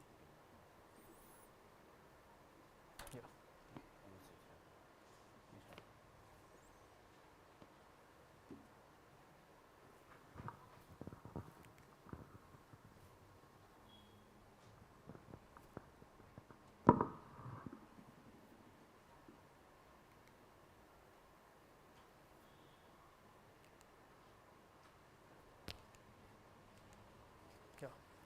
So good morning everyone, good morning all the dignitaries.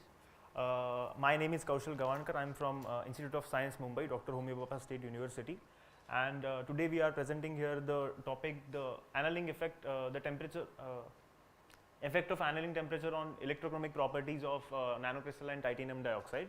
So this work has been done with my colleague Aisha Khan, she is a senior of mine, and we were guided by our professor Dr. Anamika Kadam, and yeah, so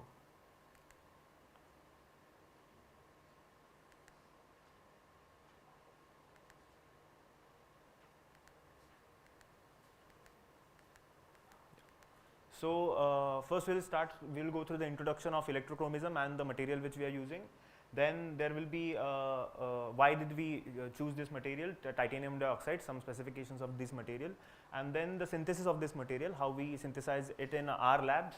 Then the results and discussion, we will see the characterization which we have done, the results we have got, and the conclusion will be based on the results we have found. So introduction, yes, chromism. So the word chromism means something related to color. So chromism actually refers to the change in color which we obtain after some specific types of effects we are applying, like specific types of forces or things we are applying on some material. So here are some examples of different types of chromism. So there is one electrochromism, thermochromism, photochromism, and piezochromism. So as per the words, the electrochromism has something to do with electricity or voltage. Thermochromism had something to do with the thermal energy or heat. Photochromism has something to do with light, and piezochromism has something to do with pressure. So as we are applying these different concepts, we can see the color is changing after applying different type of different voltage or different amount of heat or different amount of light. And we have focused our works on electrochromism. So we are going to apply voltage to some specific material, and then we are going to study the change in color of that material, the optical properties. So electrochromism, as per definition, electric field is needed only during the colored and the bleached state. So any material which we are taking, once after the electric field is applied, the material will change its color. So the colored state is called the colored state, and when it is not colored, it will we will call it the bleached state. And the switching voltage, that refers to the voltage which is required to change the color of this material. So here we can see that there is a window, it appears black after some time after applying the voltage. So you all, like most of the people have seen the movie Iron Man. So in simple words, I'll explain what is electrochromism. So in the first part, someone wakes up in the morning and there is dark in their room. And when the person wakes up, you can see the windows are turning transparent again, and the darkness has gone. So the windows are changing colors. So this is the most popular example of electrochromism, like the popular application as well. So the window you can see. So what we have done is we have seen some parameters. So there is coloration efficiency, which is defined as optical density upon the charge intercalation Q. Then there is transmission modulation. So it is dependent on the time which is required for the change in color. So the TB refers to bleaching time, and the TC refers to the coloration time. And then that is the response time. And then there is TB and TC. So we have to calculate these things using the results we have got. Yeah, so the one thing which I forgot to tell about, the life cycle of the material. So any material has some life cycle. As we are going to perform various processes on it, it is going to deform. Some changes will happen in the material. So it is also important to check the life cycle of this material for its commercial applications of further studies done. So there is Siemens logo appeared here. So the Siemens is a company which is basically working on electrochromic materials. It's a very popular company. So there is daytime and nighttime effect. So this is also a particular application of electrochromism. Here we can see when we are looking into the mirror of the vehicle in the night time, the lights are very bright. So we can see the glare in the mirror. So that's why the specific types of coatings are applied on windows or mirrors, specifically in the windows of aeroplane and very fast trains and all, to minimize the effect of glare and to protect your eyes. It can also be used in sunglasses in multiple applications. So why TiO2? So TiO2 is titanium dioxide. It is a N-type semiconductor which has wide band gap, theoretically 3.2 electron volts.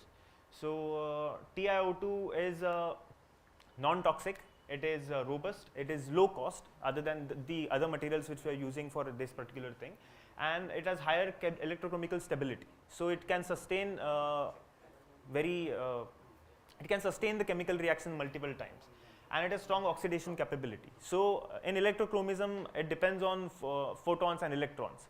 So the photon is absorbed, and it is because of the electron transfer, and electron transfer, as we know, is a redox reaction. So there has to be something to do with the oxidation capability of the material if you are talking about the redox reaction. So as I told, it is wide band gap N-type semiconductor. So it is found in 3 types of structures, basically rutile, glucide and NRTs. So NRTs is a amorphous titanium dioxide structure. It is the subject of intensive research, especially concerning its electrochromism, and the electrochromism can be used for various applications as displays, smart windows, anti-glare mirrors and encryption devices. So the synthesis of this material, how we have done it in our lab. So there are different methods for making any specific thin film. We can use various types of vapor depositions, plasma vapor depositions, sputtering and different techniques. But the process has to be low cost, as it is also beneficial for our research and also for commercial applications. So for low cost, we use the method electrodeposition, which is not typical, it's not used widely in research. We didn't find too much literature on it. So we worked with this method. So electrodeposition, as we know, there are 2 electrodes. We apply the voltage, then the process happens, and some coating is applied on one of the electrodes. So the titanium dioxide, to make this, we use some chemicals which are written over here: titanium isopropoxide, then propylene glycol we used, and hydrochloric acid was used to maintain the pH of the system, which was maintained at 2, and then double distilled water was used for cleaning and other purpose, for dissolution purpose, and the whole material was deposited on the substrate called ITO glass plates, which is a conducting glass. The full form of ITO is indium tin oxide. So the dimensions are also mentioned.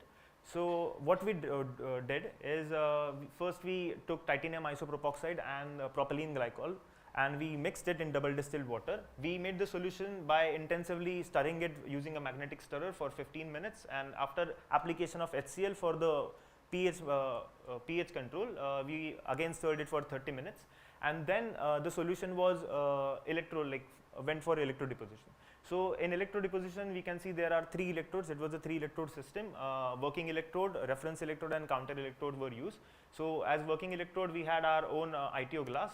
For reference electrode, there was a platinum plate, and for counter electrode, we used the AgCl electrode. And we actually took 3 samples. So as our title is, the effects of annealing temperatures. So we annealed these 3 samples at different temperatures, respectively 200, 400 and 600 degrees Celsius, to see the effects of different temperatures on the synthesis of this process. So we call them T1, T2 and T3. 200 is T1, 400 is T2 and 600 is T3. What we have obtained by this particular thing is, you can see in these results. So this is the X-ray diffraction of the samples we made. So the starred, the peaks where we have mentioned the stars are for the ITO, that is the substrate. And here we can see that this particular black graph is for as deposited, but the red one, green one and the blue one, T1, T2, T3 respectively. The red one is for 200 degrees Celsius sample, the green one is for 400 and the blue one is for 600. So here we can see that in the red one there is a sharp peak here, which tells us that the material which we have synthesized is crystalline in nature. The crystal structure of this material is typically low than the T2 sample, which shows a higher peak, and then in T3 at 600 degrees Celsius, when we annulled it, you cannot see the peak at all. So that means that the material is again in its amorphous state. So this is a very important finding which we have come up to, that the material is becomes crystalline at 200 degrees Celsius. Then 400 it is more crystalline than the before, and at 600 it loses its crystallinity and it becomes amorphous again. So it is also very important in the electrochromic properties of the material. So as we can see in the SEM image, so the right side pictures you are seeing are the SEM image, scanning electron microscopy. So here you can see the sample B, which is T1. There is the bigger gap between. So this is called crack morphology. That means there is a crack in the morphology of the material. In second sample C, there you can see the band gap is sorry, not the band gap, the crack is the thickness is decreased, and in the third sample the thickness is decreased more. So that means the cracks are decreasing as per we are increasing the temperature of the synthesis process. The cracks are very important because the whole process depends on the ion intercalation. That means the ion should pass through these cracks. So if the cracks are thin, then less number of ions would pass in it, and the electrochromic properties will decrease. That means the 201 is better in this thing. Yeah. Then we did the FTIR analysis, which is Fourier transform infrared spectroscopy, and CV analysis for the coloration efficiency and all. Here we have obtained that the material, the stretching vibrations of TiO2 material. So this is for the purity of the material which we have synthesized, to see the purity of the material. So we compare these values with the existing literature, and we see if we have come up with the pure material with the material which we wanted. And then the current density and the potential has been studied. So this is the typical reaction which happens. The lithium ions travel through the cracks of the material, and then the electron transfer happens. So there is small disadvantages we have found in this material. As you can see the red graph here, in any particular cyclic voltammetry graph, there are two peaks, one at the top and one at the bottom, which shows the oxidation and the reduction. But here we can see the reduction, the peak at the bottom is not visible clearly. That means the material is changing its color permanently. So it has to be temporary, but the material is changing. So this is a typical disadvantage which we have found, but it doesn't matter. We are just trying to find something. So the color change happens from transparent to brown. So this is CA analysis. CA analysis means chronoamperometry. So here we have seen the bleaching time and the coloration time. So T2 sample that is 400 degrees Celsius show the smallest time for coloration. That means the color change happens quickly in 2.2 seconds. And for T3 it is 5.1, and T1 which was at 200 degrees Celsius 6.8. So T2 sample is better than the other two samples, which is the crystalline phase of the material. So this is important finding, that crystallinity is increasing the coloration efficiency of the material. And then there is optical analysis, which is UV spectroscopy. And UV spectroscopies, we have found that all the parameters which we needed to calculate the different things, that is the optical density, the charge intercalation, and the coloration efficiency. So in the second sample, as I have told, the coloration efficiency is 68.33, which is better than the two others. That means that the crystalline nature of the material is beneficial for the coloration. So the conclusion part, the systematic study performed by varying the annealing temperature revealed increasing in annealing temperature resulted in smooth morphology of the TiO2 nanostructures. That means increasing the temperature is improving its morphology. At 200 degrees Celsius, crystallinity increases up till 400 degrees Celsius. But after that, as we heat, the crystallinity decreases and material becomes amorphous again. Then, the annealing temperature of TiO2 film greatly influences the electrochromic properties. That means it is very important. The T2 film has the electrochromic response of 68.30, as I mentioned before. The large cracks and crevices and significant ion storage capacity, as we saw, there is a big crack in the morphology. It is beneficial for various applications, smart windows, displays, and anti-glare mirrors. So thank you so much for this, listening to this particular thing. And I would like to thank some people.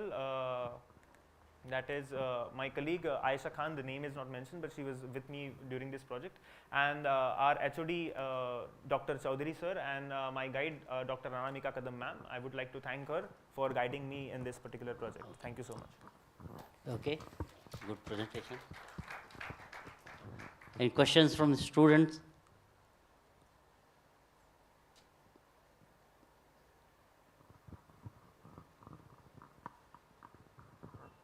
No questions? From the experts, any suggestions, anything? Yeah, please. Can you explain in simple terms how electric field needs to change? What is the physics behind that? Yeah. So as we are applying the electric field, the electron transfer is happening in it. So there has to be one ion in it. So we are adding the typical ions which we use are hydrogen or lithium ion.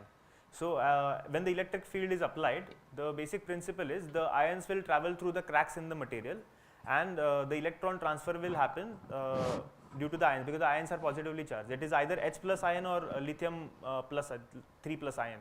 So that's how the electron transfer happens, and then the photons which are incident, like in the presence of light this happens. So the photons which are incident, the material either changes its absorbance or transmittance, and only allow specific types of light passing through it. That's why it appears different than before. So that's how the color change happens. What is the range of electric field you have? Electric field range? 1 to 5 volts.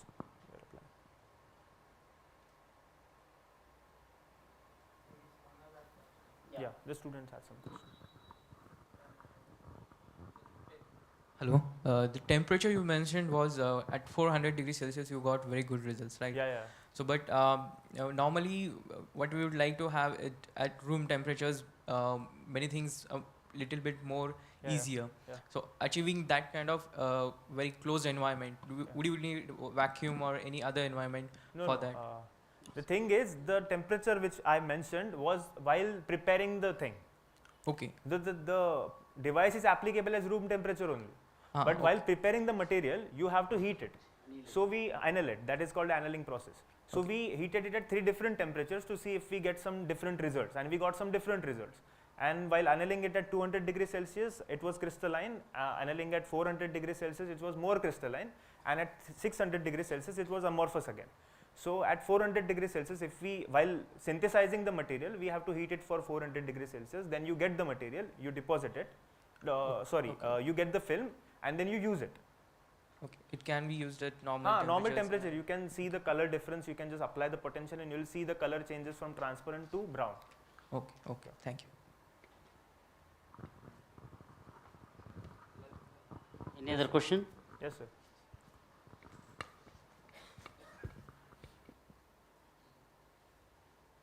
We also see some liquid crystal layers also showing this effect, isn't it?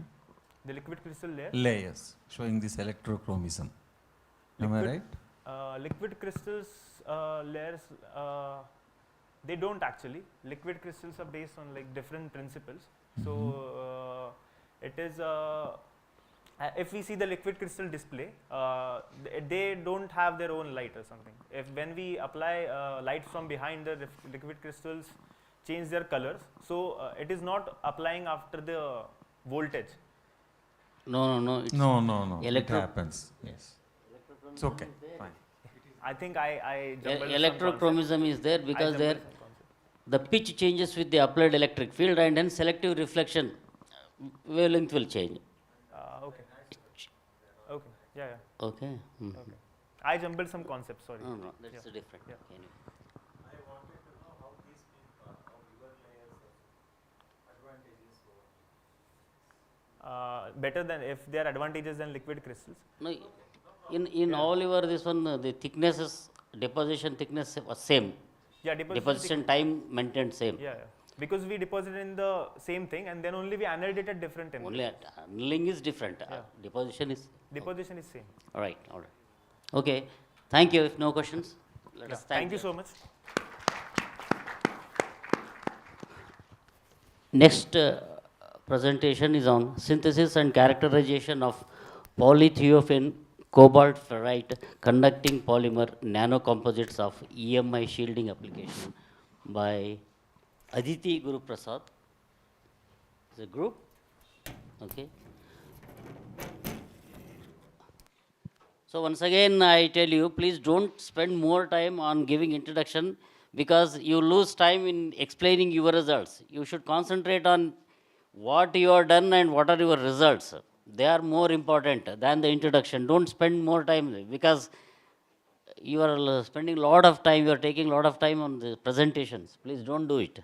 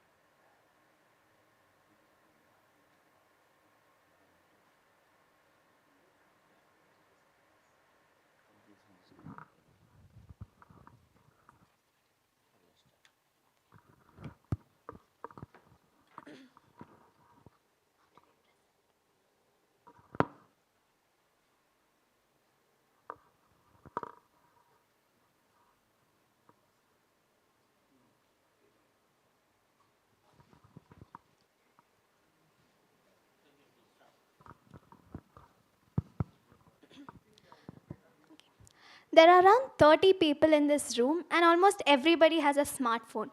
But have you all realized how much radiation is being emitted every time we use it? And what are the harmful effects it can cause us? So our research interest was to find a means of preventing or protecting us from this deadly radiations. So I am Kirtana Emmanuel, and this is my team, Aditi Guru Prasad, Brinda Chauhan, and Akash Chinni. We are from first SEM BTech ECE from PES Electronic City campus, and our project work is synthesis and characterization of polythiophene, cobalt ferrite, conducting polymer, nanocomposites for EMI shielding applications.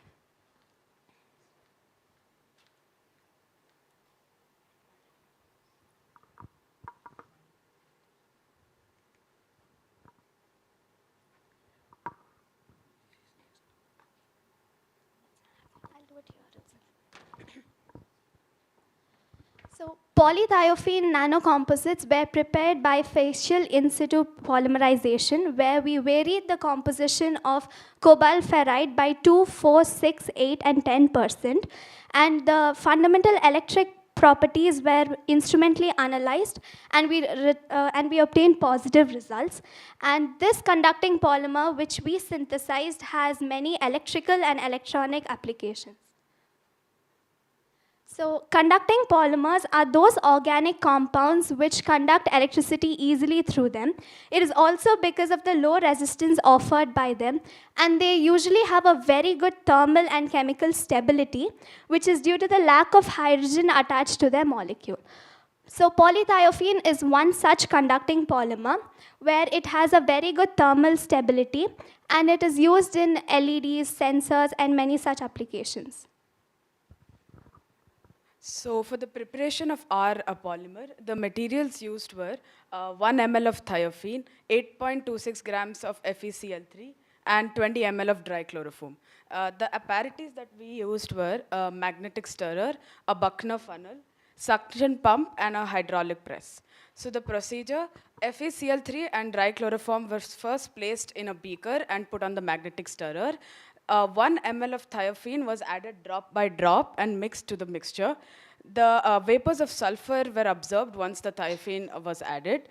Once a homogeneous mixture was obtained, the substance was left to dry out. It was then cleaned with methanol and distilled water to remove the excess iron content. The mixture was then pulverized using a mortar and pestle, and various compositions of cobalt ferrite nanoparticles were then added to the mixture, and using a hydraulic press, small pellets were prepared. So this is the video of the preparation. As you can see, thiophene was added using a burette drop by drop, and the final product that we obtained was a black color substance.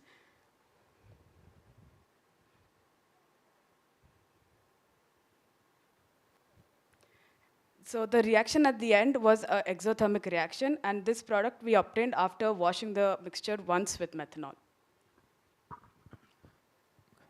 Good morning to one and all present here. My name is Akash, and I'll be explaining the X-ray diffraction analysis results. So basically, XRD is a technique that is used to analyze the crystallographic structure of a material. So with respect to the our results, we've done the XRD analysis of polythiophene, cobalt ferrite, and the doped composite. As we can see, there's a broad peak for the polythiophene, which shows that it's an amorphous structure. For the cobalt ferrite, there are multiple sharp peaks, which means it's crystalline in nature.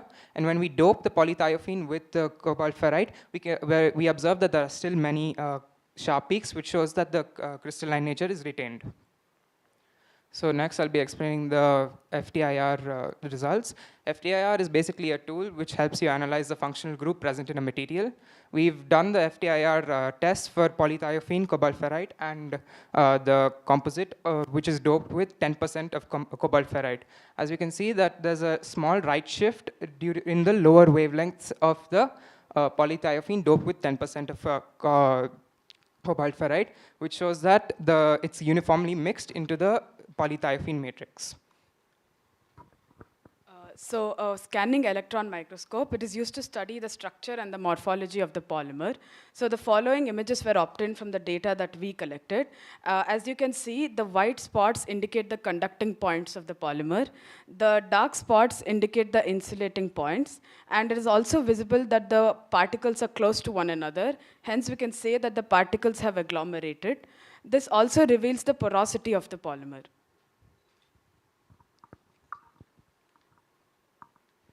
I'll be speaking about the fundamental properties which we observed in our polymer, which was doped with a nanoparticle.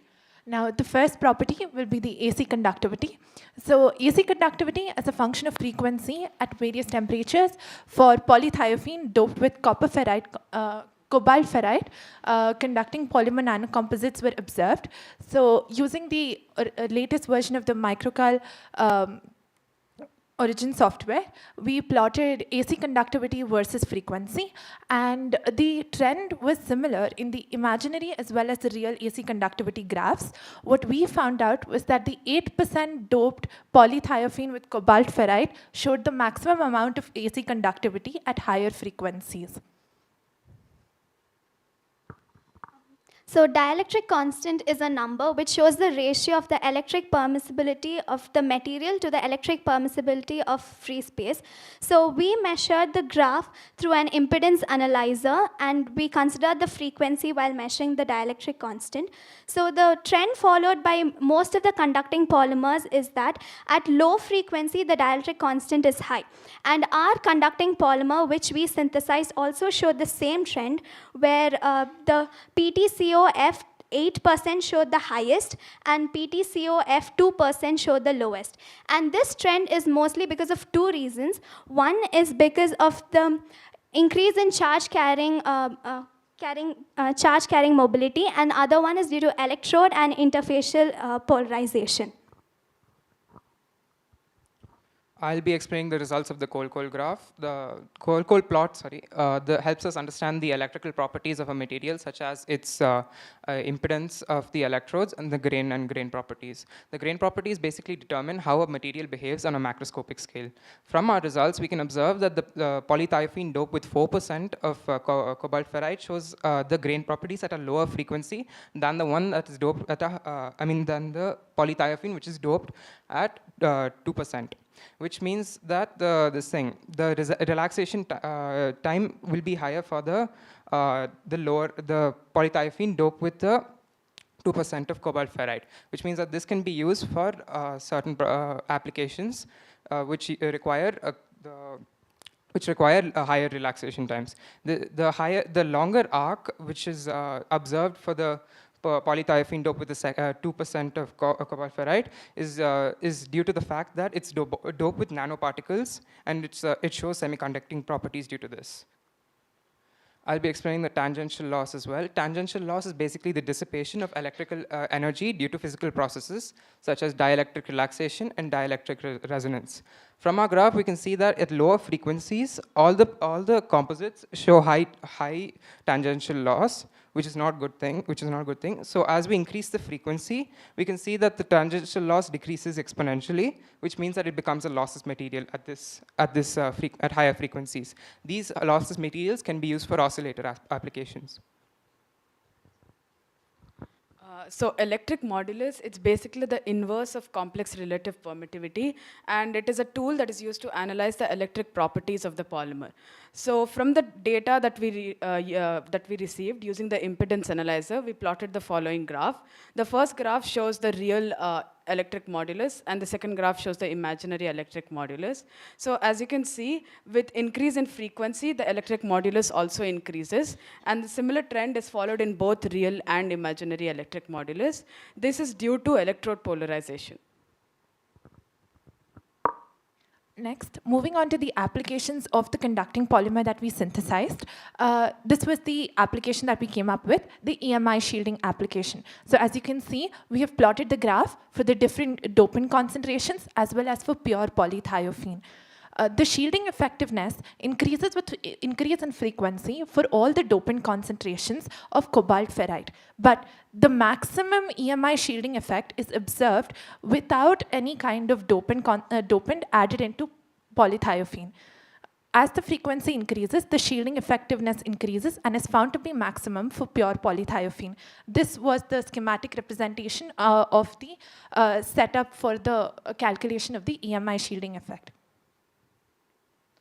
So the conclusion that we drew from this experiment was that we were able to successfully synthesize polythiophene as well as the different dopant concentrations of 2, 4, 6, 8, and 10. And we were able to understand the morphology and the characteristics using various spectroscopical analysis like XRD and FTIR. And the electrical and dielectric properties were also studied. The 8% dopant concentration of cobalt ferrite into polythiophene showed the highest dielectric constant and exhibits higher AC conductivity. Pure polythiophene showed the higher electric shielding effectiveness compared to other concentrations of composites. Hence, these composites can be used for various technological and engineering applications, such as in sensors, ultracapacitors, and to develop energy storage. And these are the references that we utilized to build our research paper. Thank you.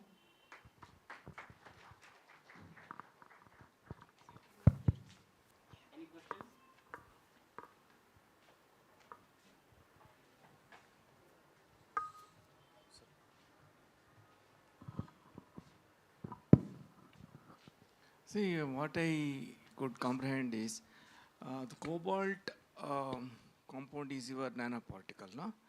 You have carried out XRD measurements also. Did you find the size of the particles? How many nanometers the sizes were? So when we checked it, it was 2.99 millimeters. How it could be nanoparticle? Pellet size which we got was 2.99.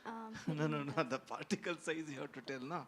Nanoparticles you were claiming, no? Yes, sir. Yeah. So maybe 500 nanometers, like that. That kind of size I expected the thing, because that is one thing. Another thing is, see, you are showing them as, so you have characterized those compounds that you synthesized. Next question is, how uniformly the crystals have been formed over there. Some crystals are of bigger size, some crystals are smaller size. Means what you have measured is only bulk properties. It won't be nano characterization like that. So two things you have to tell me. You try to tell me. One is about the size of the nanoparticles and how uniform were they. That is another thing. So we used a conducting polymer polythiophene, which was doped with a nanoparticle cobalt ferrite, which was already prepared. And then both of them were mixed together in different dopant concentrations. And then we analyzed this data through XRD and FTIR. So you used the nanoparticles as ready-made in production? Yes. What were the sizes of those? All right, don't worry. Yeah. How uniformly were Did you test the uniformity of those nanoparticles? Because the hallmark of nanotechnology is the properties will change with the size. So if you are using nanoparticles of different sizes, then it is almost as good as verbal properties only. That is the comment I'm making. That's all. That's all right. Okay, thank you. Here there is another question. You mentioned about the porosity of what is that? Polycrystalline or something like that. And what may be the numerical value of the porosity? Did you measure it? What do you mean by porosity? Can you tell me at least the meaning of porosity? You mentioned in your talk about the porosity. So the gaps in the particle. What may be the value? I'm sorry, sir?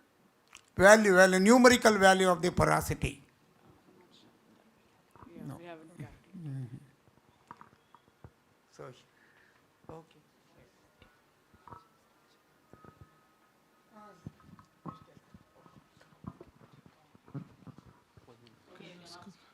Okay. Yeah. So I just wanted to ask something about your aim.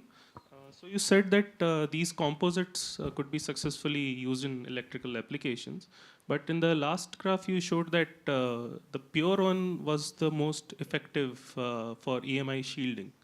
So how does that compare to your motive that you started with? We started with different dopant concentrations. We did not know whether we'd have a positive or a negative result in the end. So when the tests were conducted and the results were found out, the positive result was only shown by positive results were shown by all of the dopant concentrations as well as pure polythiophene. But pure polythiophene had a higher electromagnetic shielding effect as compared to the other dopant concentrations.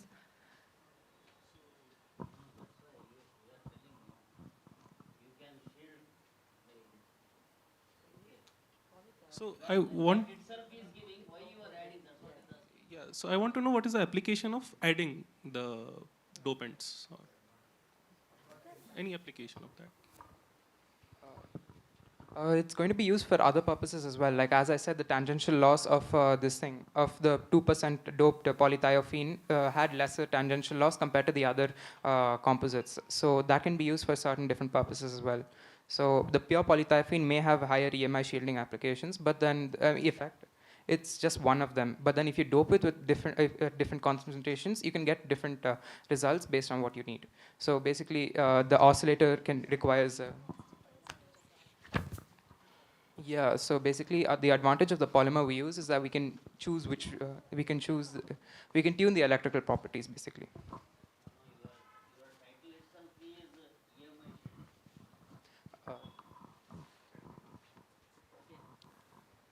Just one question.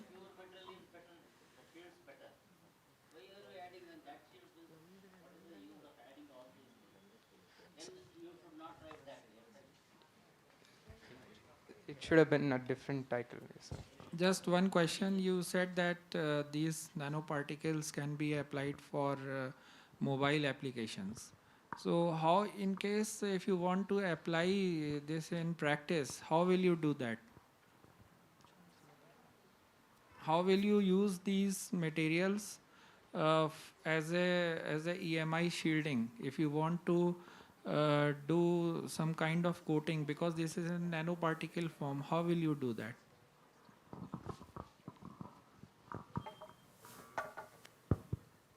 So according to our mentor and according to what was discussed, we decided that for an electronic device like a mobile, a thin film of this conducting polymer can be applied, which will help in protecting us from the electromagnetic shielding, electromagnetic radiations, the harmful ones, that is. We found out it in the range of 2 to 3 hertz, 2 to 3 gigahertz, where 80 to 90% of attenuation of the electromagnetic harmful radiations was found out. Okay, and how did you prepare the thin film? What was the thickness?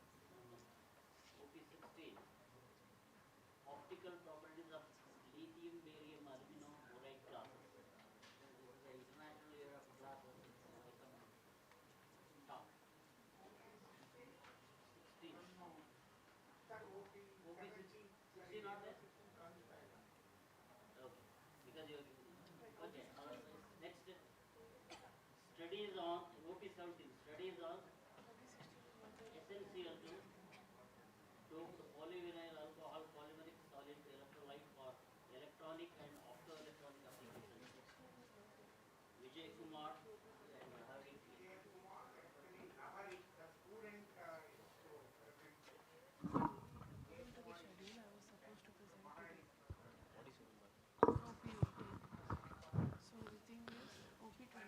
OP17, Vijay Kumar ji and Lahari K. Nobody's there?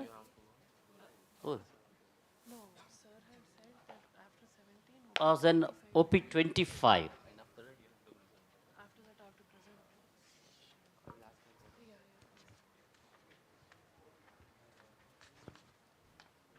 So OP25, quantum and stochastic resetting of Fox.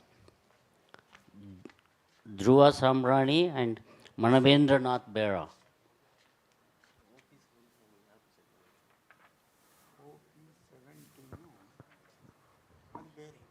Cluster University, Lahari. OP16 Shubham, ಈಗ ಬಂದಿಲ್ಲ 17 ಆದಮೇಲೆ ಇಲ್ಲ ಅವರು ನಾಳೆ ಮಾಡ್ತಾರೆ 25 ಇವತ್ತು ಮಾಡಬೇಕು 25 ಹೋಗಿದ್ದಾರೆ 18 ಬಂದಿದ್ದಾರೆ ಹೌದಾ thank you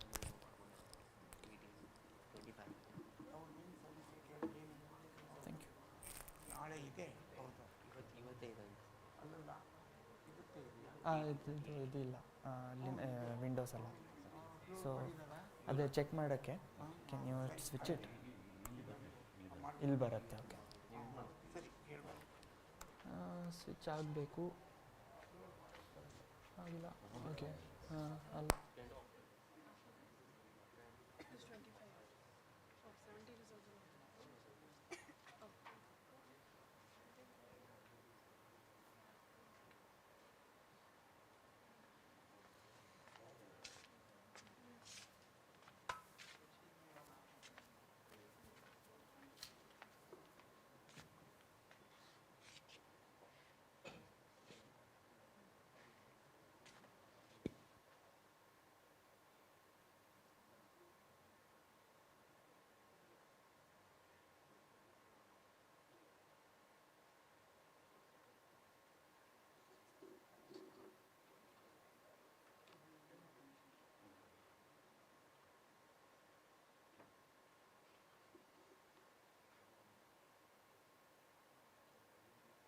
Something?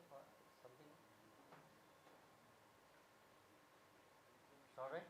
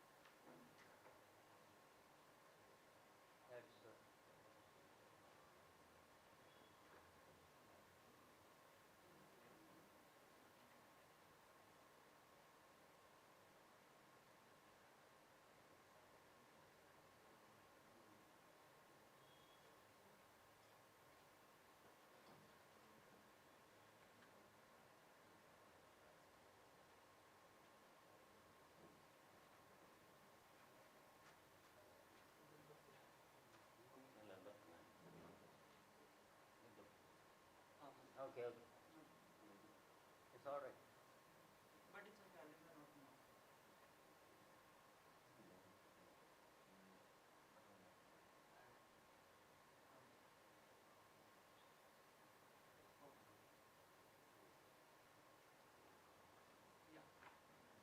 Good morning, everyone. I hope you can hear me. Is the mic working?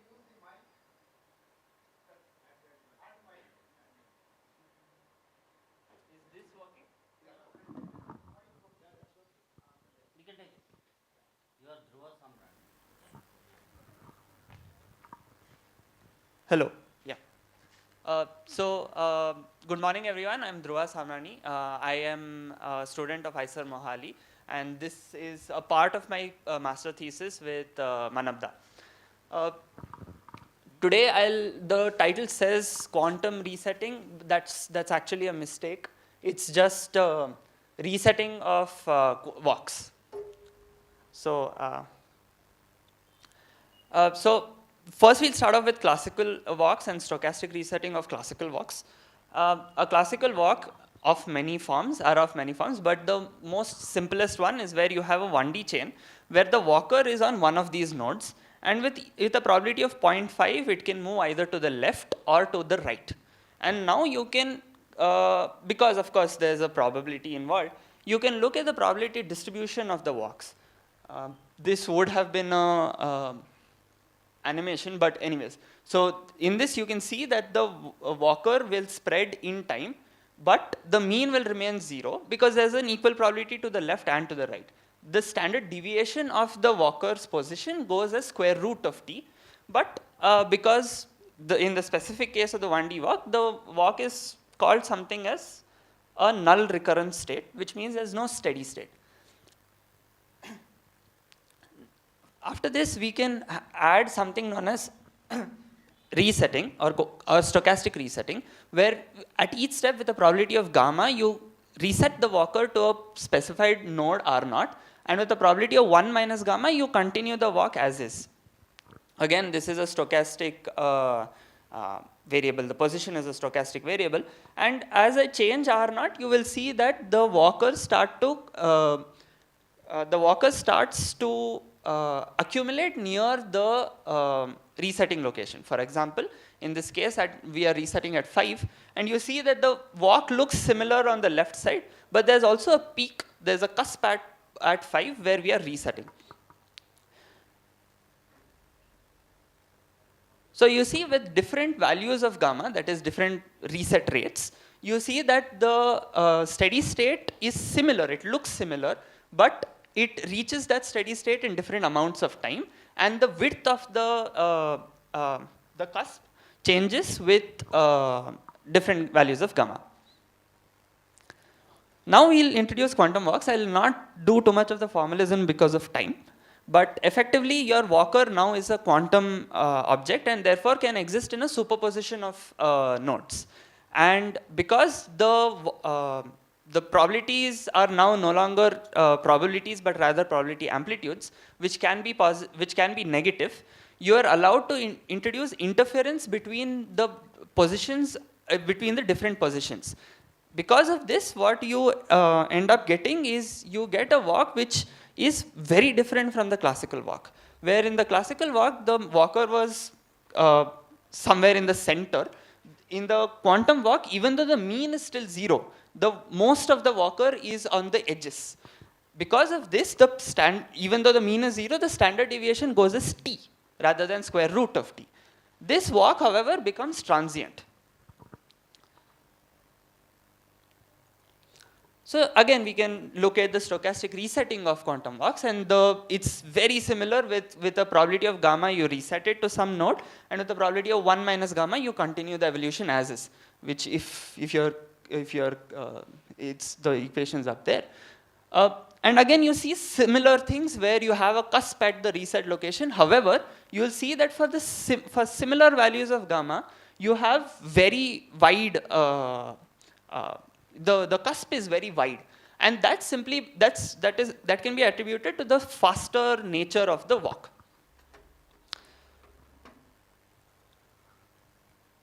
Again, you can look at for different values of resetting, and you will see how the walk progresses when there's no resetting versus when there is resetting. You will see that, for example, with 0.05, the walk continues. You can see some part of the walker, but there's also a cusp. But qualitatively, they're similar, but quantitatively, they're very different from the classical resetting case. So now we are interested in how fast we can hit a specific node. You select a node which is of interest, and we want to hit that node. So for this, we have to first measure the walk. However, if I measure the quantum walk at each step, I will constantly collapse the walker, and that will lead the walker to not move at all. Therefore, what we need to do is we need to let the walk occur for some time and then measure it. So we choose a parameter, for example, tau of 9, and you will see that after 9 steps, you measure it. And every time it collapses, you continue the walk again and again. And when you hit a particular node that you want, you stop the walk. So what we are interested in is in two things. What is the fastest time that you can hit it? And the second thing that you are interested in is what is the average time that it takes to hit a particular node, the selected node. So if you look at the quantum and the classical walks for the success probability of hitting that node, you will see that for the quantum walk, in the early phase, it rises very fast compared to the classical walk, but it saturates at a value of 0.1. This is because the walk is transient. However, the classical walk has a slow rise, but it eventually reaches 1. So while the quantum walker is faster, the classical walk is on an average better simply because it actually reaches. So the solution then is to reset. That is, when you start seeing, if in the previous case, when you start seeing the saturation point, you say, let's start the walk again. Whatever walkers have not yet hit the node, we will start the walk again, and it will again show this kind of increase. So this way, when you do the resetting, of course, when you do the resetting after some time t, you start seeing that the quantum walk can do better. The classical walk also benefits from resetting, but because the quantum walk is naturally faster, you see there's a speed up. All of this work, these two plots were done by a previous paper, which was on the continuous walks, both quantum and classical. Whereas we are interested in discrete walks because they're generally much more easier to use in a quantum computer, which is inherently discrete. Of course, the resetting you can use after resetting for the hit rates, you will see that the mean hit rate depends on the reset rate. If the resetting is too fast, that is, you don't allow the walker to walk, then what will happen is the walker will never reach your node. And therefore, you see that for small reset times, you have the mean time for it to hit that node is very, very small, is very high, sorry. Whereas if you reset it very slowly, then what happens, the effect of reset is lost, and you again start seeing a rise. So you have an optimal reset rate, which is not very easy to find out. Especially in the 1D case, you can still do some analysis, but in an arbitrary graph with an arbitrary number of selected nodes, it is very difficult, and as of now, we don't see any methods of doing it. So, so my work was to convert the same formalism to instead of the continuous walks to discrete cases. One, because it is simpler to analyze, to simulate, harder to analyze, but it's easier to simulate. But and also the fact that you can use the the discrete walk in quantum computers. In fact, these plots have come from circuits which were written on a quantum computer, but it's run on a simulator. It's not run on a quantum computer. So you will see that, so the starting node is, in this case, we are using a state space of around 2 to the power 12, which is 90 something. And the starting node is 2048. So, and the target node in the first case is 2058, that is 10 steps to the right. In the second case, it's 20 steps to the right. In the third case, it's 30 steps to the left, and in the wrong plot. So the fourth case is also 30 steps to the left. So you see that for different values of resetting, which you can see on the right side, you will have different success rates with time. And you see that the thick orange line, which is without reset, is generally superseded by the other plots. So now again we can look at a similar plot of the average time it takes to hit. And this particular plot, I have plotted it for a state space of 2 to the power 8, not 2 to the power 12, because it's a much longer code. It took longer to run. But you will see again that you recover a similar sort of curve where for very small values of resetting, you have very high mean head times, whereas for very large values of resetting, again it starts increasing, whereas there is an optimal reset rate, which in this plot looks somewhere around 6, 7, 8. With that, I would like to end my talk. Thank you.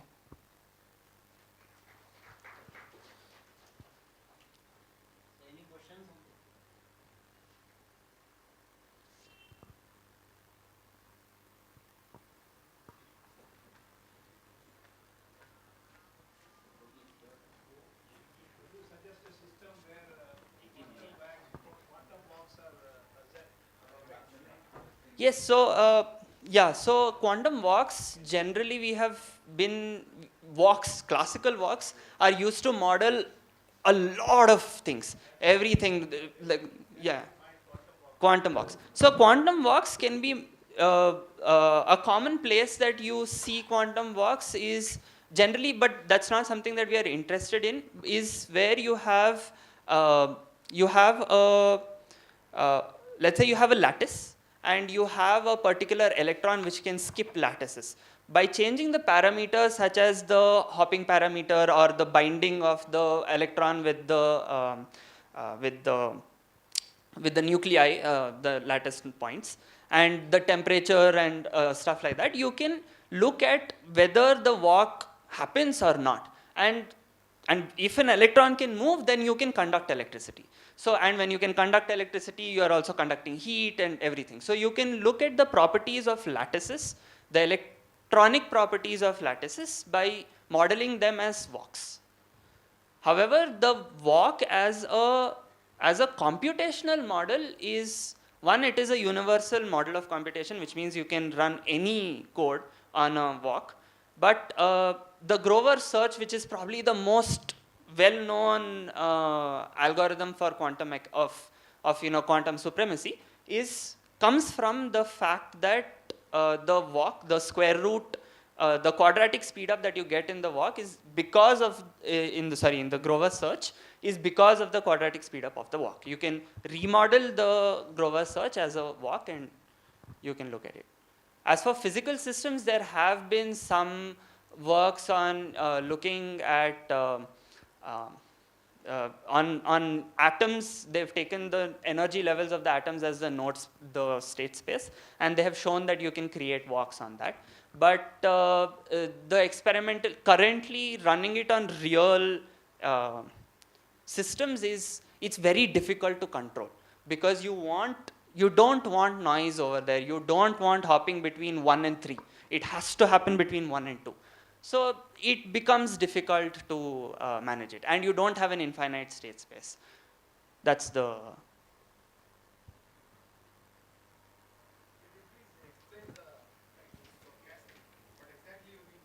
Yes. So what we have done is, actually in the talk I have skimmed over this, is we have the first plots that I showed with the animations.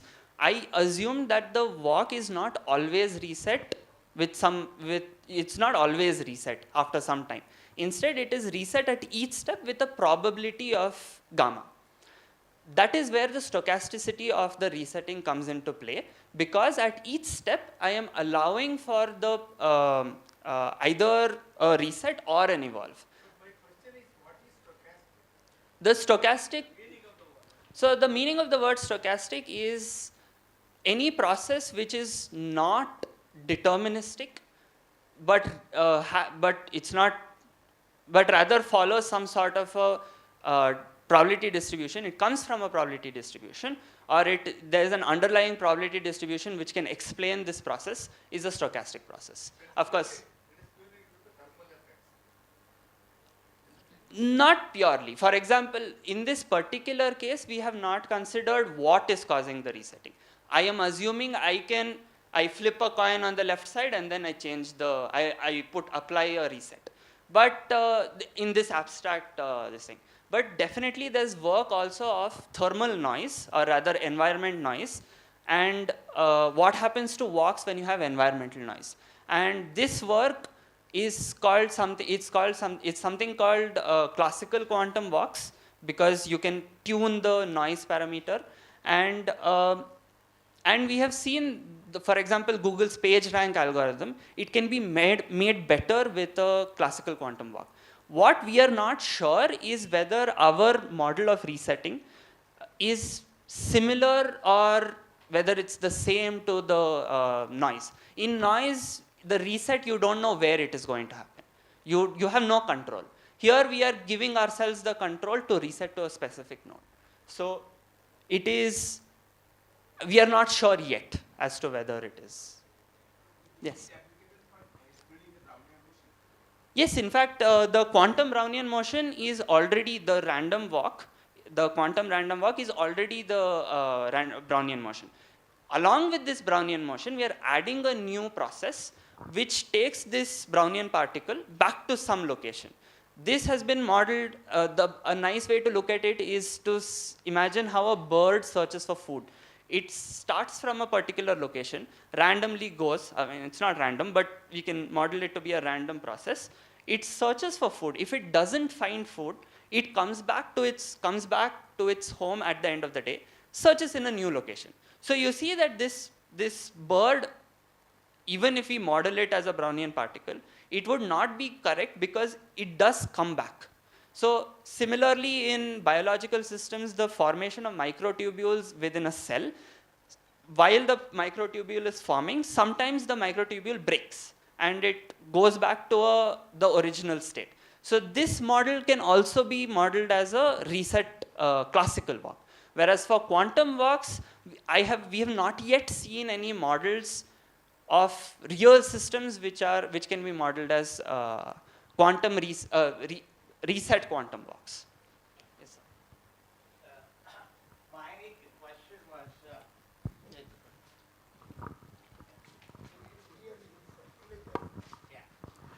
my question was regarding the stochastic processes in general. I am talking about a larger Bayesian and other probabilities. I have started feeling that even stochastic processes will have some quantum, they are ruled by quantum phenomena to some extent. Is that true? Now, this hunch of mine comes from a totally different direction. I was in charge of, guiding students in taking up IIT studies, and I found that some students would pick up and some would not. Of course, that I did some 10, 12 years ago, but now I have started finding that among the people who try doing their IIT program and all that, some succeed and some do not. I have, now that a lot of quantum is being spoken about, I have a feeling that stochastic processes are probably quantum also. It may not be quantum only, but quantum also. So the quantum content of the probabilistic processes, especially what we call as the stochastic processes, need to be investigated. Thank you. Yes, in fact, like you said very correctly, stochastic processes, the stochasticity in any process can come from two places. Either, like the keynote speaker said yesterday, it's either because there is some lack of information that we have of the system. For example, a coin flip. Newtonian mechanics can perfectly tell you, if you know the entire system, perfectly tell you whether it's a head or a tail. Whereas there is also a quantum randomness, which comes from the fact of the collapse. As of now, I mean, there's a lot of research into how whether there is a method to figure out what the wave function will collapse to before it collapses. But like you said, the stochasticity in any process can also come from genuine quantum effects, such as the collapse of the wave function. But within the scope of quantum mechanics, everything except for the collapse is perfectly deterministic. It's only at the point of collapse that you lose determinism and you get probabilistic natures. But the problem is that in any experiment, I have to measure it. Otherwise, there's no experiment. It's something's happening, I'm not looking at it, that's not an experiment. So inevitably, like you said, all stochastic processes, depending on the scales, will either have a classical cause of the probability, the stochasticity, which is your lack of information of the system, or a true quantum nature, where the system is genuinely quantum. Thank you.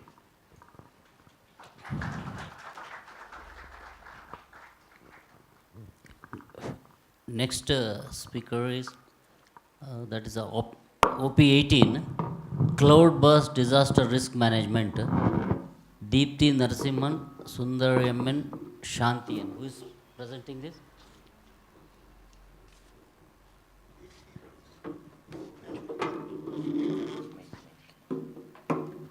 What's your name? Okay. It's presented by Deepti Narasimhan.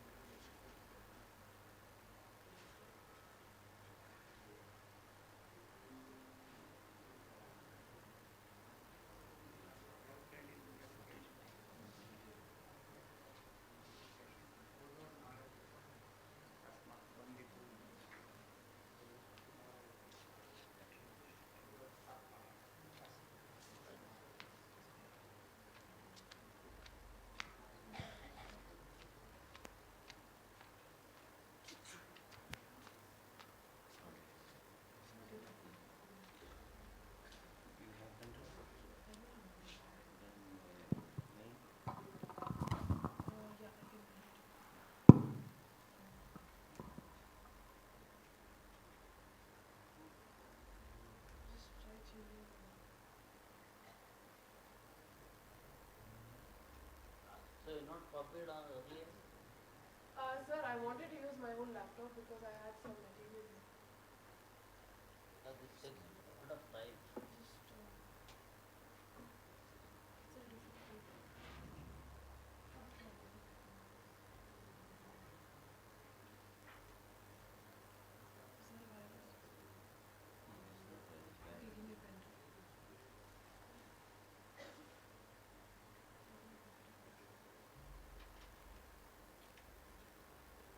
Then you should have checked the compatibility. Yeah, I wanted to, but actually mine was supposed to be tomorrow. Then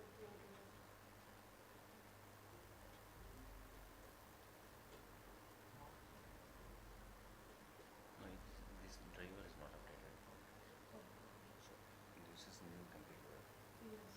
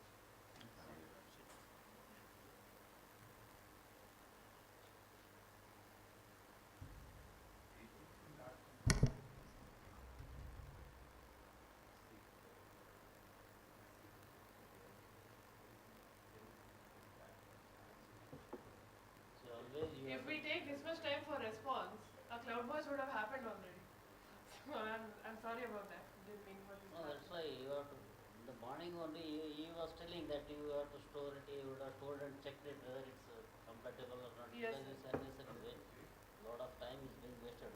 Sorry. Why is it happened today?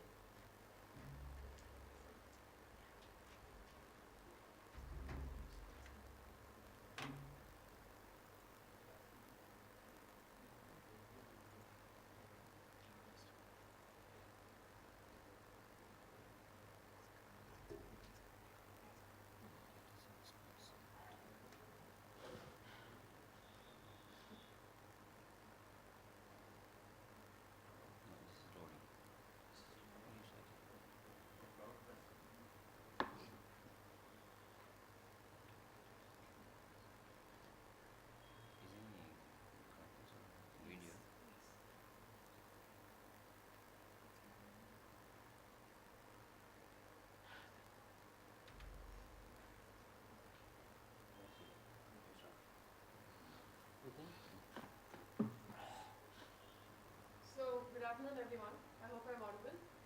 Am I audible? Yeah. Okay. Good afternoon, everyone. We see that the weather in Bangalore is very pleasant, and so is it at many other places.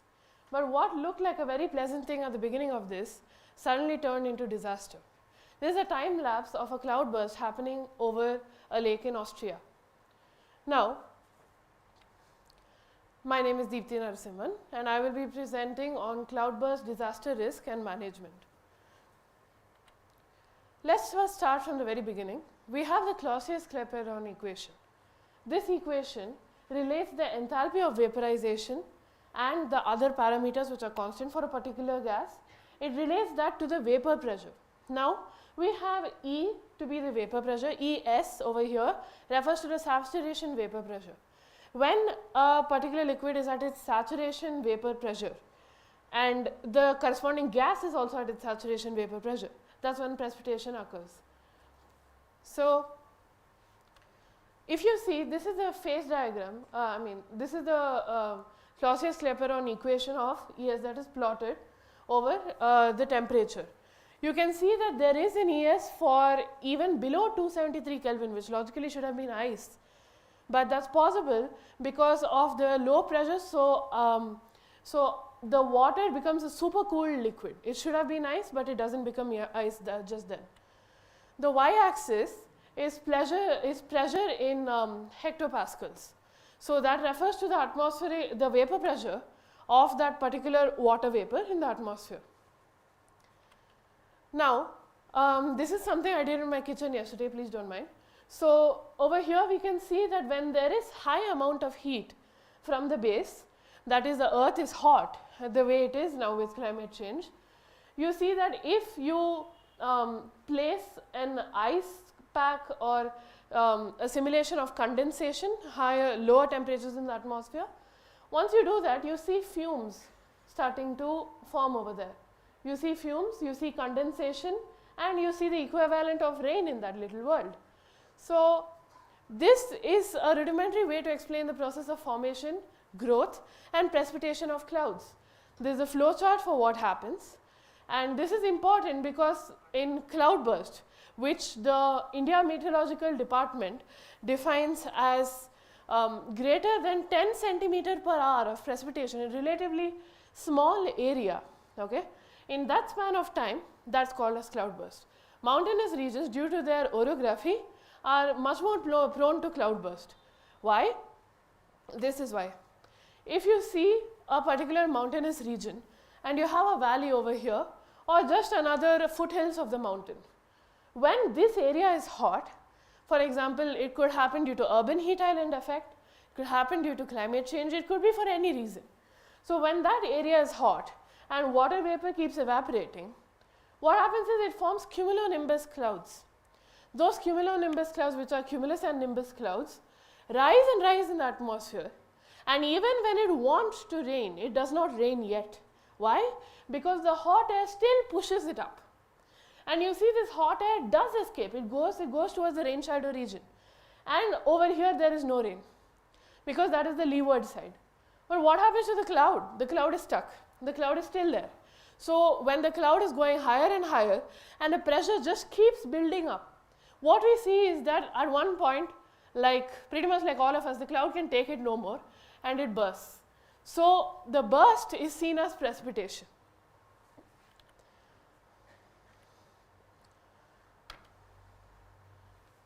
Yeah, so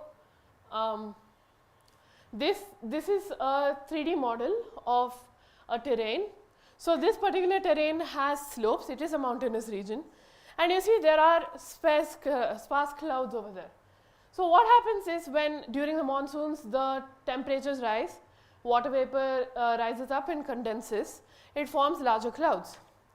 However, when the water vapor is not allowed to form rain, it keeps getting pushed up, and finally when it rains very intensely.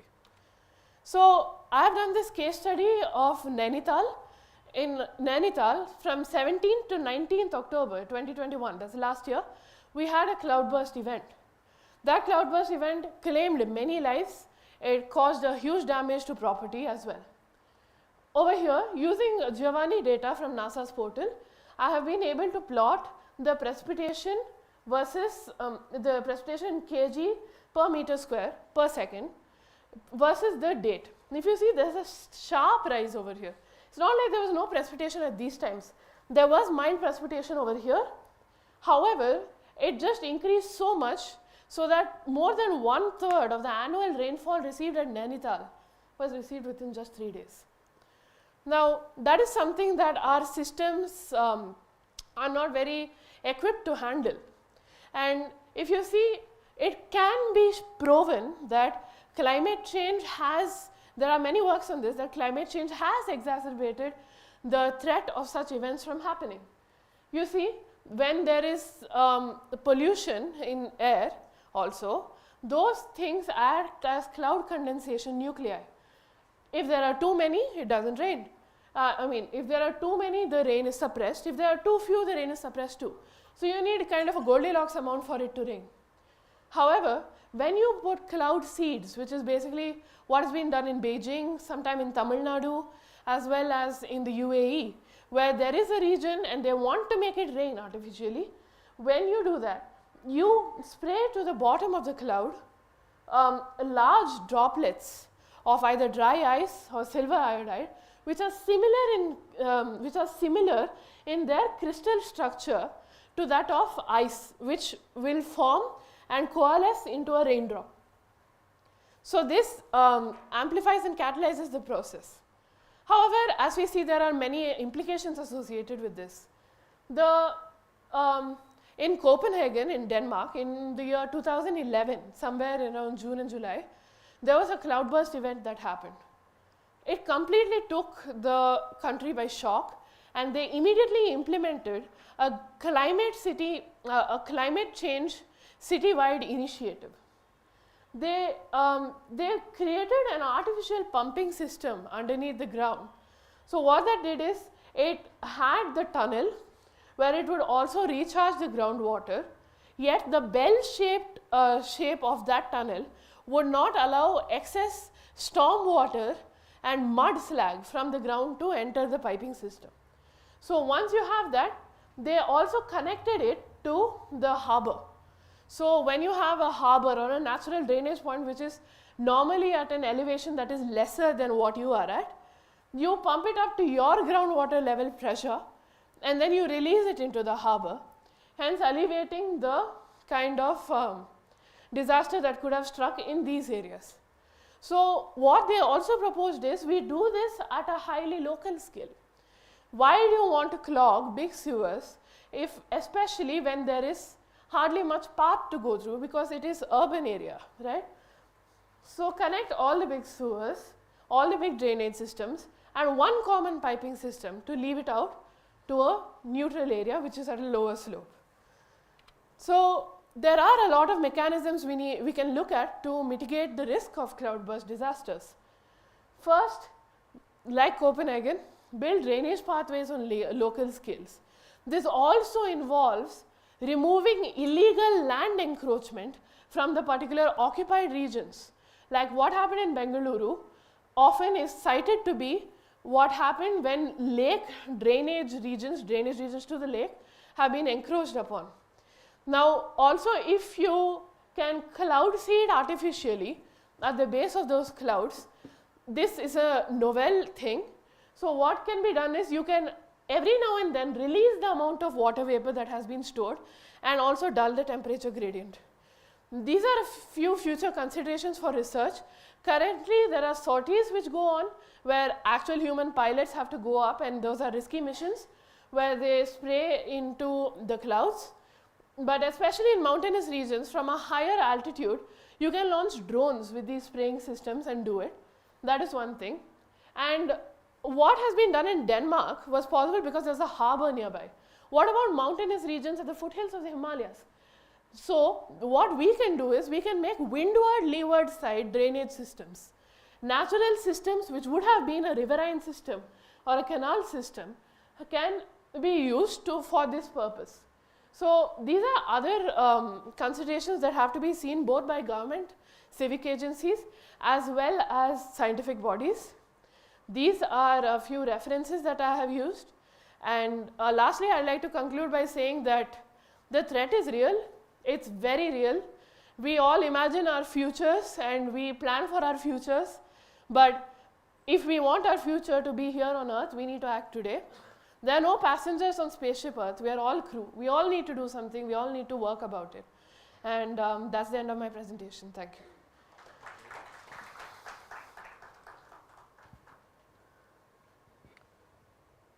Well, you have collected these information, so that your contribution is collection of this. Actually, you have not done any work on this, right? No, sir, I have. So I actually wanted to put a lot more of the background. And yes, my work is rudimentary, but what I've done is I've done the case study of Nainital. So there has been increase and dip in the precipitation as we see. There is also a factor of the cloud pressure, cloud top pressure, as well as the cloud bottom temperature. So when the cloud bottom temperature is very low and the surface temperature is very high, then there is a gradient of the thermal medium that happens in between, and that gradient causes the wind currents to intensify and go higher. So how exactly that happens and what its implications are on the prospect of cloud seeding those clouds, which is my own idea. So cloud seeding those clouds, because that's not been done before. You generally use cloud seeding to bring about rain in arid areas. But this is something that I am looking into and I am working on, sir. Okay, right. Any questions from the student side? I have one question on this microclimatic changes. Okay. Does IMD deal with microclimatic changes and its prediction? So, sir, by IMD also deals with weather forecasting, which definitely involves microclimatic predictions. Because when we are having global scale predictions and you have to rescale them, downscale them down to a local scale, there becomes exponentially more number of variables and the complexity gets added. So yes, IMD does look at it.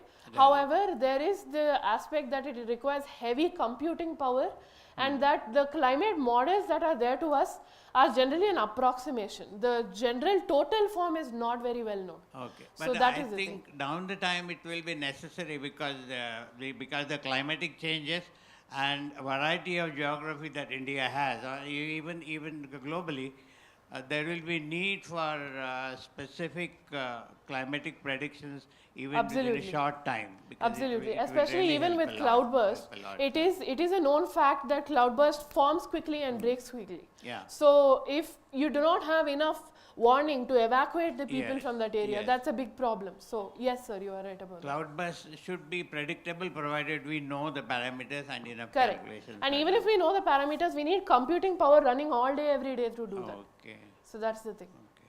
Very good. Thank you.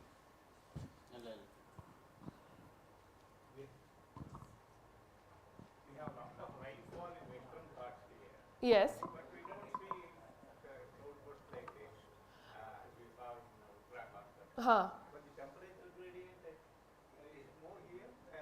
No, sir. So what happens is there is black carbon. So India does emit black carbon. We also get some black carbon from Pakistan. But the thing is that when there is so much black carbon, the wind is keeping on pushing it everywhere. But the Himalayas are so tall, they're just blocking the wind over there. So if you see, I don't have it over here with me, but there's a plot of black carbon over the terrain of the Indian region, the Indian subcontinent. And if you see, there's a clear band over there where there's a lot of black carbon aerosols and aerosols in general at the foothills of the Himalayas and the Indo-Gangetic plain at times. So what happens is, when there is a high amount of aerosols, there is a higher possibility of rain. Because these aerosols, as I mentioned, they act as cloud condensation nuclei. So they form, and then water just coagulates around them, especially if they are hydrophilic. So what happens is, being hygroscopic, most of these aerosols, they act as those things which help water vapor condense around them and form raindrops. So these droplets that form are about 100 times larger than the cloud condensation nuclei themselves. So if there is a lot more of black carbon which has a wide size range, there's a wide size range of droplets also that can be formed, and hence a wide variety of dynamics that can go on and lead to more condensation and precipitation also. Hi. You explained about cloudburst and various methods to control the flooding situation. So I was wondering if the same case can be done at wetlands, because mostly people prefer wetlands as they help in reducing floods. But we could see that due to overpopulation and all and improper management, wetlands are also facing heavy risk whenever cloudbursts are happening. So could you explain what could be done to solve the situation? First of all, that's a really good question. Now, wetlands, they are large emitters of methane and carbon dioxide also. That's because the slush traps those particles and the organisms over there. And what happens is, they, when they respire, there is a lot more CO2 and methane that's over there. So you see that the temperature in wetlands is also known to be a factor.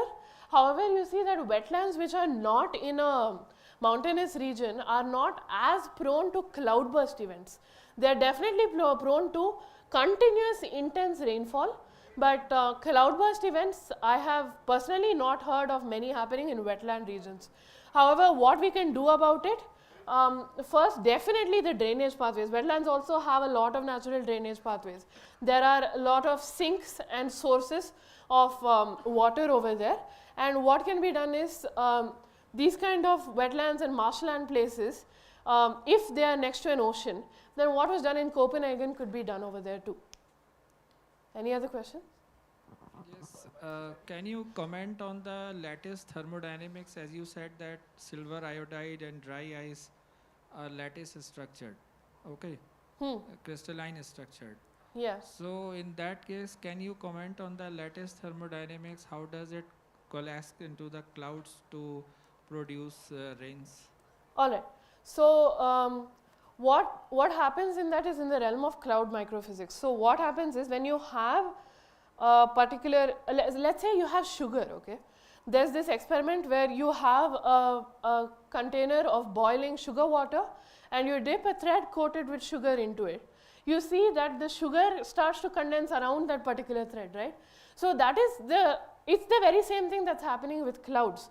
So you have this suspended matter which have similar lattice structure. So what happens is, when a water droplet sees that particular and interacts with that particular crystalline structure item over there, that particle, so what happens is, it tries to bond with it. Like, there are collisions that happen, right? So when it tries to bond with it, it sees that, okay, we are compatible, the structure is similar. So the forces along the bonds are also more in tune with what the water can form.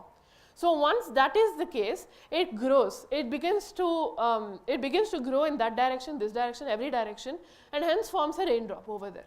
So that is basically what happens.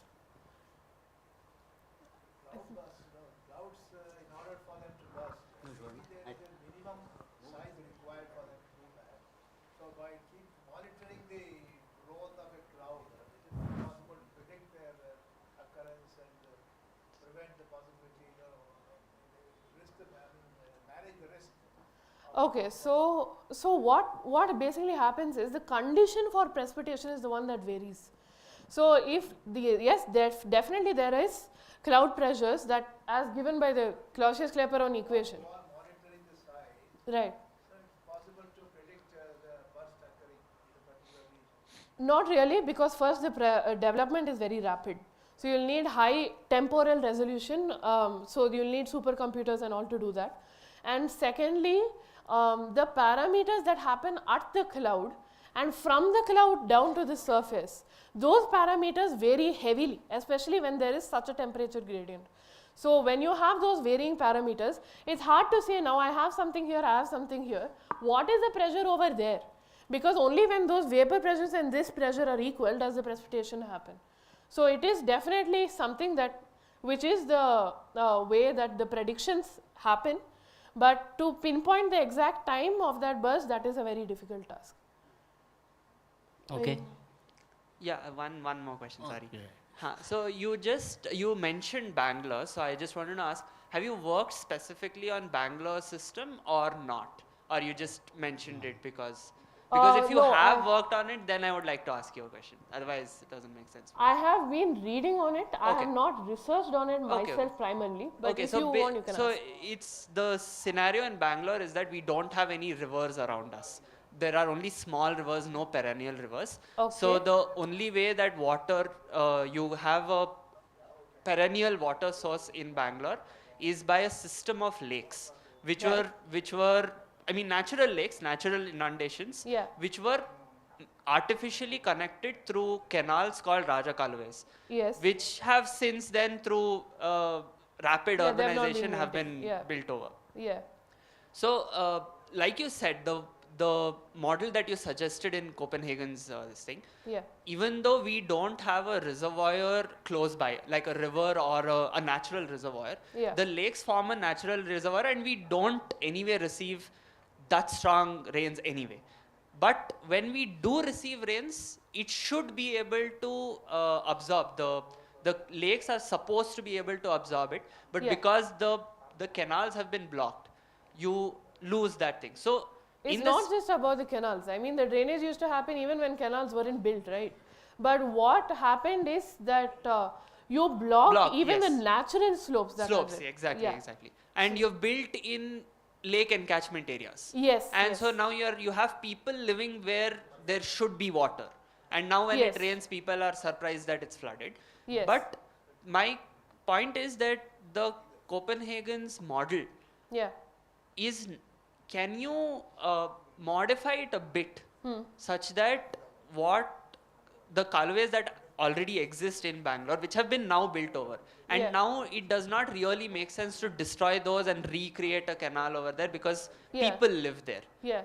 So can you is there work, again, you just said that you've not researched, but I just wanted to put it out now, I guess, that maybe it's interesting to look at whether you can create artificial canals under the Bangalore city. The natural canals. Because the natural canals, someone's already done the hard work of figuring out where to draw the canal. Now you just have to make it again. Yes, that is true. It's something that's to be looked at. Also, I feel more from an urban planning perspective, which I'm not good at, so I can't comment on that. Also, do you look at government policies, things and yes, stuff? Yes, a lot. You do. A lot. Right. They don't give me hope. Right. Right. I think that's end. We thank the presenter. Well, with that, we come to the conclusion. We had very interesting topics. I'm happy that the interests of our students vary from nuclear model to the cloud burst. So we had very nice presentations, 2 theoretical ones, and of course the last one also we can say more of that. One is on nuclear model and another one is on quantum walk or stochastic walk. And then the experimental ones, the application of glass windows, this ceramics, electrochromism, and conducting polymers, etc. We had a nice talk. So I congratulate all the presenters, and also I thank Dr. Nagaraj for providing me this opportunity. Very nice to be with you all. Thank you very much. Thank you, sir. Let us thank Professor Kenneth for conducting this session. I invite Professor Samanta. He is from Midnapur, and he is the coordinator of Science Center there, because IAPT and by himself, they have organized one Science Center there, and he is looking after the Science Center. Please come, sir.